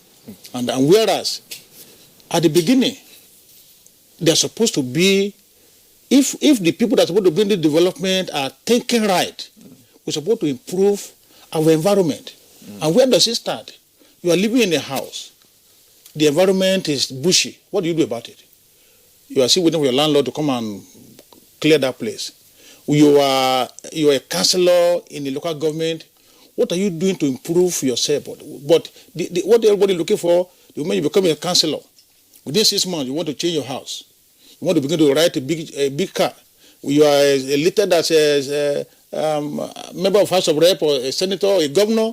Everybody wants something drastic change, because you say, it's my turn now. This is my own people's turn. And then selfishness. And instead of looking for the general good of the public, we are looking at our own personal gain. And when it comes like that, the populace will suffer. No development and no advancement. Yes, I think our challenge here is, and I want you to look at it, the concept of worship. Many of us, I was reading a book. It said many of us don't understand the concept of worship. We think worship means to go and be sleeping and slaying in either the church or the mosque. It's a real worship. It's when you are able to create something to make things better for other people.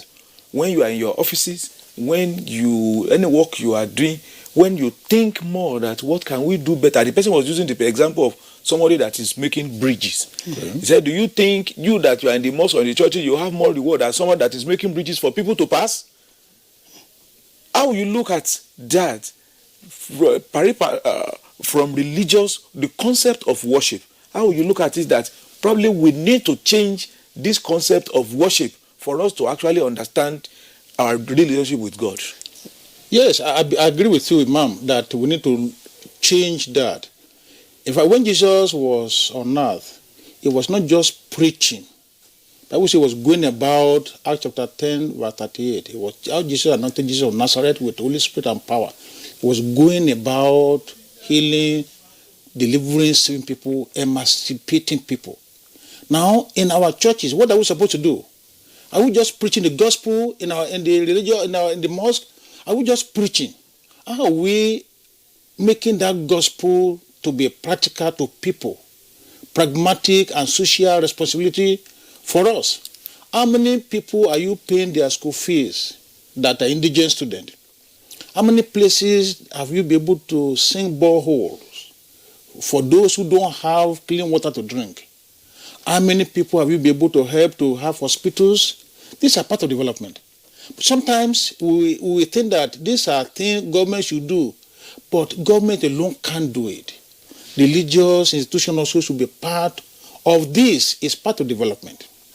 And then when we are doing this, when the people that we elected in the offices are not doing right, the church also, just like Imam said the first time, if the people that are in government offices are not doing well, and we are not cautioning them, they will continue to do their evil.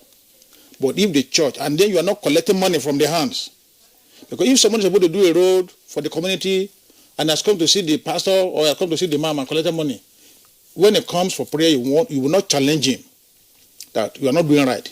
As a councillor, as a chairman of local government, as a senator, your constituency project. So, but if the pastor has collected money, if the imam has collected things here, of course, he will be able to preach against that. These are the area where the church and the religious institutions also have a place to correct themselves in order for us to have development as it's supposed to be. Yeah, I think I'll also go back to your question on the real act of worship. Yes. Ibadah. Yes.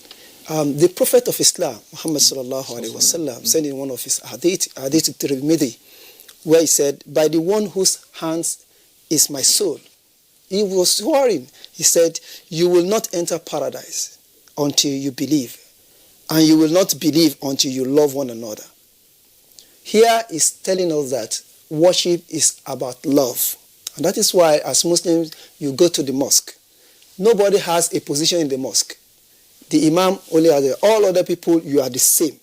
Meaning that there must be equality. In the mosque, there must be a form of education as part of your worship. If you are ignorant, then you cannot worship. And how do we elevate ourselves in the society? It's by education. I want us to situate our discussion to what we call actual development that we are saying today. The United Nations say, okay, we have about 17 goals of development put together. And as the Quran, 1,441 years back, the Quran had already told us about how we have to take care of one another. When Adam was created, he was put in what? In the garden. And Allah said, "Innaka alla taju'a fiha wa la ta'ra."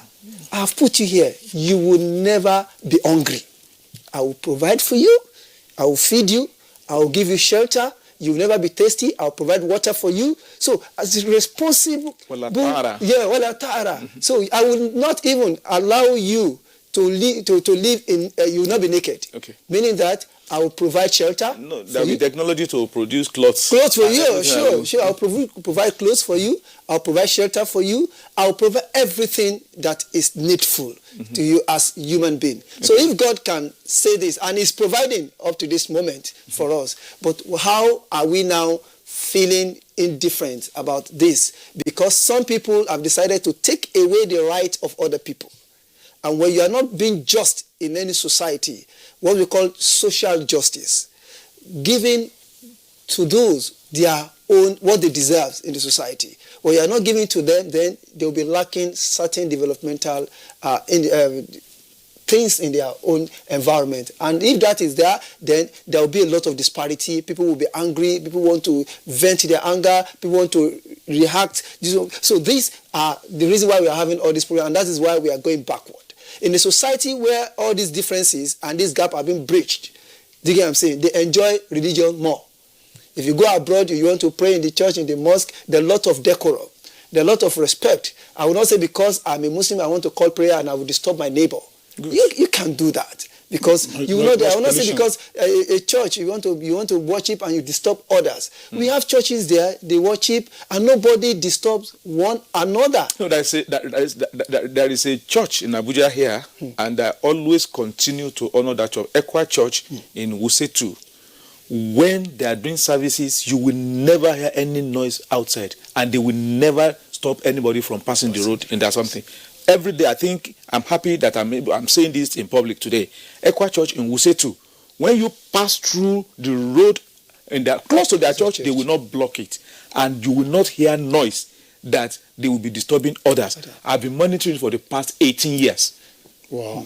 So personally, I've been monitoring, and I want to appreciate them in public. That well done, all the management of Ekwa Church in Wusetu here in Abuja. Please keep it up. And I think that was very important, Imam, for bringing that up. And I believe also it's the issue of the loving our neighbors as ourselves. Very, very important. That is the art of worship, art of religion also. We must do this for the good of our society. Okay. And God will help us in Jesus' name. In Jesus' name. Amen. Yes, but we have seen the challenges now. But we cannot continue to be complaining. What are we going to do? And what we are going to do, we'll discuss this after this short break.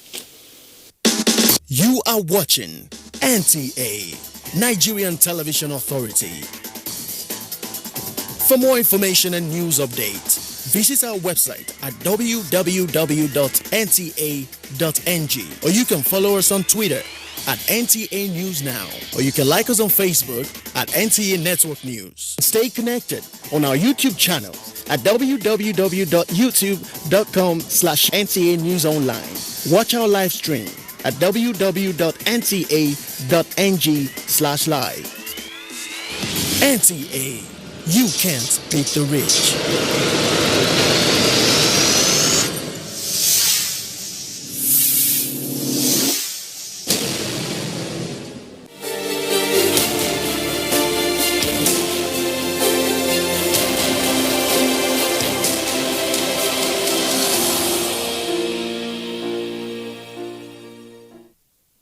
If you are just joining us, this is Abrahamic Mission, and you are welcome back.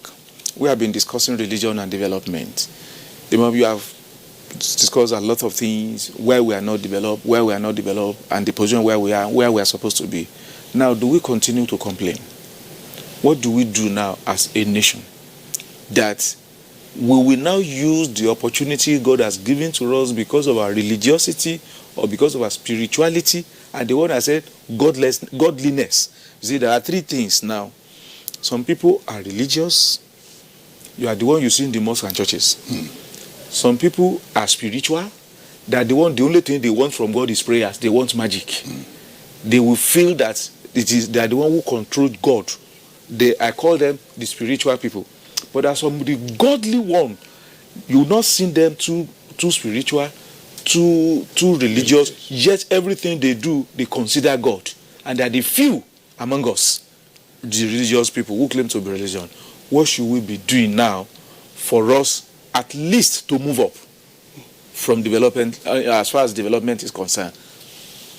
Well, I think even the scripture itself, the Bible and the Quran, has made it easier for us. If only we can just take lessons from these books. If you look at the 17 goals of the United Nations, called the SDGs, in 2016, it was actually changed from Millennium Development Goals to Sustainable Development Goals. And these actually resonate well with our religion, with our books, with our scriptures, because there's no religion that supports hunger. There's no religion that supports ill health. Look, for instance, we have coronavirus, everybody's running helter-skelter. And the churches are praying, mosques are praying for God to curtail this for us. So we have the responsibility as religious leaders, because we occupy a very, very sensitive position in the society. We have the followers. The politicians are followers. The youth are followers. The mothers, they are followers. We lead everybody. They believe in our words. They see us as the custodian of the Holy Scriptures. And when we speak, they see our tongue as being that God is speaking. So we can use this opportunity we have to help accelerate development in our various society and community. And first, what we need to do is to give the right education, the right literacy about our scriptures. To play down a little bit, I will tell you this issue of miracle. The only miracle you can have in the mosque and in the church is to impact positively on other people, is to change the tide of poverty, this poverty thing, and create a level where people can actually as well be happy that they can at least live with certain things, providing social basic amenities for the people. I know the church cannot provide, the mosque cannot provide, the government has the responsibility to do that, but we also have our own little responsibility. Time immemorial, we know churches, I know of Catholic churches, I know of mosque and Saruddin, and they provide support for people. They are into education, they provide education, quality education. Before the government took over from the missionaries, they were the one sponsoring our education. most of the products we have today that are well educated today, they are products of churches, missionary schools. In the past, what are we still doing? We need to go back there. So, 2, we have seen the situation. I've traveled around. I saw a church having a farm. That church contributes money. We call them our sisters or something. They contribute money every month, and they give to the farm. The farm managers, they invest the money into agriculture, and every month, each members of the church goes to the farm to collect food, what they are going to eat for that whole month. So, they only contribute money. They use that money to farm. It's not that when they now to the farm, they don't pay any money again. They don't pay any money again. So they have invested for their monthly feeding in the farm. And the farm is very huge. And they have close to about 150 membership that are contributing to that farm. And you know what? The amazing thing is that those that are well-to-do don't even take from the produce of the farm. They allow those that are in need to go there and get what they will eat. So they are happy. They are at least they have bridged. Can we replicate that one? Yeah. Yeah. We as an organization, we've started with the Strength in Diversity Development Center and the Islamic platform. Okay. We have farms in Osun State. We have in Kwara State, and the whole essence of this is to bring our membership to actually buy a stake in this farm. That's good. And once they have a stake, they can now replicate that. Reverend is itching. Yeah, He I know wants they to have say a lot. something, and I want him to say it. Thank you so much. I believe, just like you said, what do we do with this crisis with problem in our hands? Imam Sharif told us that we have a role to play. We have followers. The religious people, we are the closer to the poor people. And the rich people too. And the rich people. Okay. We are closest to them, just like I said. Now, what do we do? What do we tell them? I think we need to begin to tell them the truth. One of the truths we need to tell our followers is that everything does not end here on earth. Bible says good name is better than silver and gold.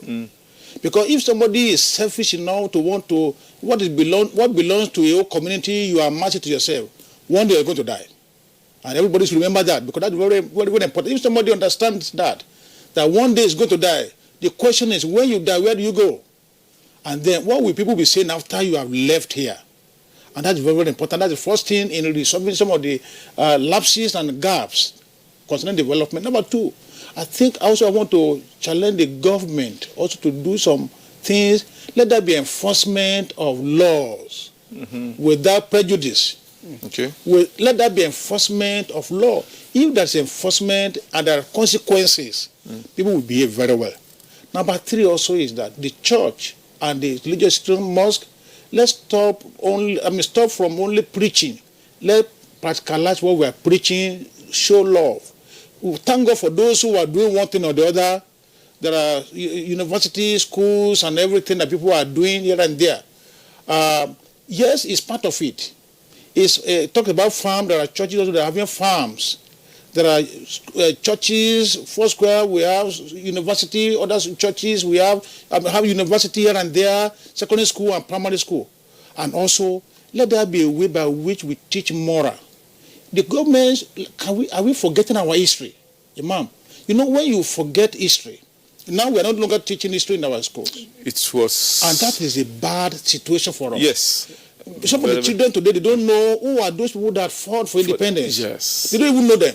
And when you don't know those things, it will affect your behavior, your character. Please appeal to government to reintroduce history. I want to say that. Yes, let's introduce history in our schools. I think recently I read they just introduced that back to the schools. Okay, history has been introduced. Yeah, so wonderful. God will continue to support this government. Yes, that is true. It means they did a review. They did a review and they felt it is very pertinent to bring back history into the curriculum, especially from the primary, secondary schools, where people can learn. That one is enough. People. Very well. I think one of other things that, sorry. Reverend is talking. I want him to land first, please. Also, thank you so much. I want to ask the church and the mosque, can we focus more also on family life? Because the small family is what made the society. If the family is good, the society is going to be good. Can we spend more time with our children? There are parents who are paying school fees of their children they do not know. They pay school fees, but they don't know those children. They don't have time for them. Because before the children wake up in the morning, they've gone. Before they return, the children have gone to bed. Who is raising them? Are you raising your children for God, or you are raising your children for the devil? And the verses we are seeing today is as a result of people who are not raising their children for God. And then they are creating problem. And then finally it's to our political leaders. You know, you are appointed, elected to serve us, not to serve your stomach. And the moment you are serving your stomach, you are destroying the system, you are destroying development. So therefore, I want to encourage our leaders, serve the people who elected you. And then this country, we are the most populous black nation in the world. In other words, for every black person you see in the world, every 4 black people you see, one of them is Nigerian because of population. That's how huge we are. And then we must not create problem for our world. Let's do what is right. Let this nation be where it's supposed to be. We have resources, but some people are marching for their own selfish interest. And that's what is killing us. And God will help us. God will help us. I think you want to say something? Or Well, I just want to also add that both the parents, the religious institutions and faith-based organizations and the government must carry out what we call or engage in what we call human capital investment. Human capital investment. Okay. When you fail to invest in your youth, if you look at the population of Nigeria, close to about 55% of our population are the youth. And what is happening here and there, kidnapping, insurgency, and so on, these are as a result of us neglecting that aspect of our population. So there must be what we call an integrated effort, both government, the religious institutions, and those who has the means to bring up resources to build the capacity of our youth, ensuring that they are ready to actually take development to another level. Otherwise, it will be difficult. Otherwise, it will be difficult. But what do we do? The government in every level now is either Muslim or Christian. Yes. What will you be telling them? That will you even not challenge them that are you happy the way we are? Yes, that will be our responsibility as religious leaders. That telling them the truth that they are not leading us very well. And then so that they may, because of that, leave your church or leave your whatever, but it doesn't matter. But speak the truth. And very, very important. I think all of our leaders, we should correct the people that are in government that are following us, that we are their pastors, we are their imams. We should correct them and let them know that everything does not end here on earth. Because one day they're going to stand before God. Because in our own climb here, in other countries, they are responsible. They are servants of the people. But for us in Nigeria, they are our God, they are our boss here. But let them know that one day they're going to stand before God to be judged. And they give account of their life. I'm afraid with Reverend. You are making me to be afraid because and that is the truth. Each time you talk more of death, and reward of death. Yes. Because I believe that is the only thing that is certain. We have been living in this world now. Yes. I think the oldest in Nigeria should be 150, 200 years. Now, some people have been there before those one were born. That's right. They have died. Where are they? I think that is the question the Reverend is saying, that where we are going is longer than where we are. What are we going to use when we get to where we are going? Imam, what do we do? Yeah, I think there's something that is missing that I need us to quickly connect back. The religious leaders, be it Muslim or Christian, first of all, we need to come together. Like what is just said. If, for instance, you come to my mosque, and I know you have done something that is wrong, and I need to tell you, I'm telling you the truth. And you go to, because I say, okay, I won't go to your mosque, I won't come to your mosque, I won't go to this church again. I go to, if you go there and you get the same thing, and you go to the other church or mosque, you get the same thing, you'll be forced to look critically to what you are doing and change. So I feel that as religious leaders, we need first of all to work hand in hand. Muslim leaders, Christian leaders, we need to actually go away from this issue of Muslim. No, let me give you an example. There is a church, I don't want to mention his name. It's the only church I know. I don't know that other ones that used to pray for Professor Oloyede, who happens to be Secretary of Surikas, the registrar of JAM. It's a church, a pastor. Anytime I see him, he's always praying for him. I said, he's doing the right thing. So if all of us were to appreciate ourselves, not based on religious sentiments, if you see something that is doing something right, let him know and you support wherever he's coming from. Not just because you are not the one doing it, it's not your people that are doing it, you have to bring them down. I think that is the point you are trying to raise. Yeah, we need to actually, you see, if a Christian is doing something that is good, as Muslim, let's celebrate him. Let's commend him. Let's support him. If a Muslim is doing something, don't say because he's a Muslim. No, I'm a Christian. No. This is, you see, when you talk about development, you look about common ground. You don't look at your differences. In Nigeria, we look at differences and we play up more of our differences. And that is why we are having all this problem. We know what is right. We know what is needed to be developed. We are all educated. We are all exposed. We say this when we see ourselves. But when we go back to our various constituencies, we do something different. And we see Muslim as our enemy. We see Christian as our enemy. In as much we remain in this level, we would continue to be underdeveloped. Will not be developed until go abroad. You will see a Muslim. I can go to I've been to a church and I told the pastor I want to pray and he said, Imam, you can. Okay, the last Juma we prayed in Washington DC. Do you know what I'm saying? Yes. We actually prayed Juma inside a church. In the church, we prayed in the church. The church themselves provided us space for Juma service on Friday. You didn't conclude it. They also gave us food after the prayer. After the prayer, they fed us lunch after prayer. So if we can, that's why you see they keep on developing, and we are still struggling to catch up with them. So until we are able to take ourselves to that level, brothers and sisters in religion will have no place in development. We'll continue to be majority with minority status. Exactly. We just have to understand that. We are lucky. I always look at Nigeria with what God has provided for us. If you are thinking of Christian, the best of Christian, and I always tell people, I do not know whether you know, the last thing when they wanted to appoint the Pope, we have two Nigerians who are not just qualified, they will have been Pope. That's right. The two of them it has never happened, I don't know, in the history of Catholicism. It has never. Yet Nigeria, only Nigeria, two at that not level. Just one, at that level, qualified to be Pope. In Saudi Arabia, we have leaders in that country that are from Nigeria. Everything they want to do, they're from Nigeria. If you go to US, there are so many things that are being done that those who are doing it are actually Nigerians. Exactly. How do we now bring all these things into table? So that what you have, you contribute. What I have, I contribute. What he has, he contributes. And at the end of the day, we make it. I think one thing we also need to understand, if Nigeria, if we are settled for just 10 years, 10 years the Muslims see Christian as his friend, as his brother, as his supporter, and vice versa. Believe me, I do not know of that country in the world that can beat us. How do we work together bravely? Because if we're going to work together, we need to love one another. And that is the point.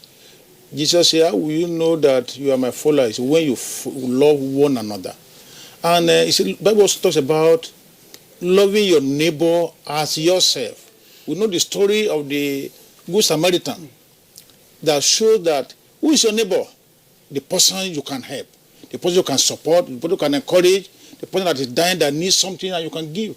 The thing that divides us, the moment you put those things aside, and then we concentrate on those things that unite us, and those things there are very many. Let's remove those things that separate us, and then focus on. Let us remove those things that separate us, and focus on what brings us together as human beings. Humanity before religion. Humanity before religion. I think that's a good one. We have to understand it that humanity before religion. And when you are able, it means you have put God forward. Yes. When Moses was asking about God, he was looking at a mountain. God told him, in as much as you are seeing that mountain, you cannot see me. So until when you are close your heart from seeing the mountain to know everything that you are seeing is actually God. That's what God is telling him. What you are seeing is God. And when you are able to open your eyes and what you see is God, and that is when we can also move on. We thank you for being part of this program today, and that we know that when we invite you next other time, you will join us. Please, and Imam, we're also grateful for your effort, for your thinking, for your support. May God in his infinite mercy continue to support the two of you too. We appreciate you. This might be the little we can have for today, until when we meet next week, same time, same station. My name is to remain Imam Fuad Adeyemi, saying bye-bye.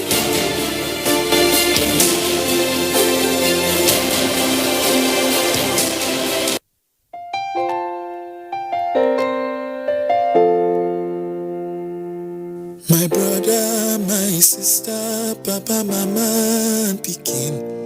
Corona, no big pass us. We go fight time, we go win. As long as we remember to always do the right thing. Wash your hands, love each other, we go win. Oh. Corona, not the virus, really worry human being. You no get let go, but it dey waka from person to person. But we fit beat time, we fit stop time, if we maintain good hygiene and practice social distancing. We go win. Oh.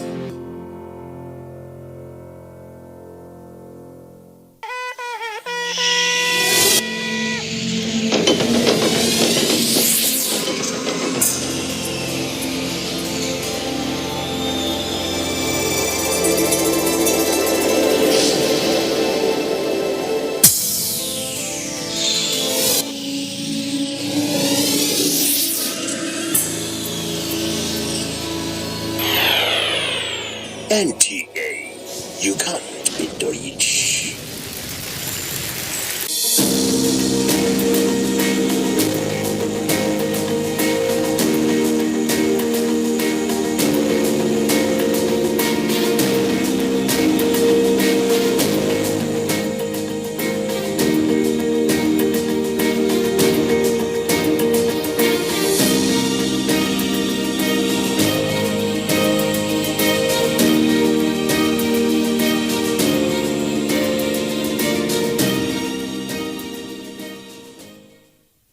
The coronavirus, also known as COVID-19, has been declared by the World Health Organization as a global pandemic. While clinical trials are ongoing for a vaccine and a possible cure, there is no known treatment for the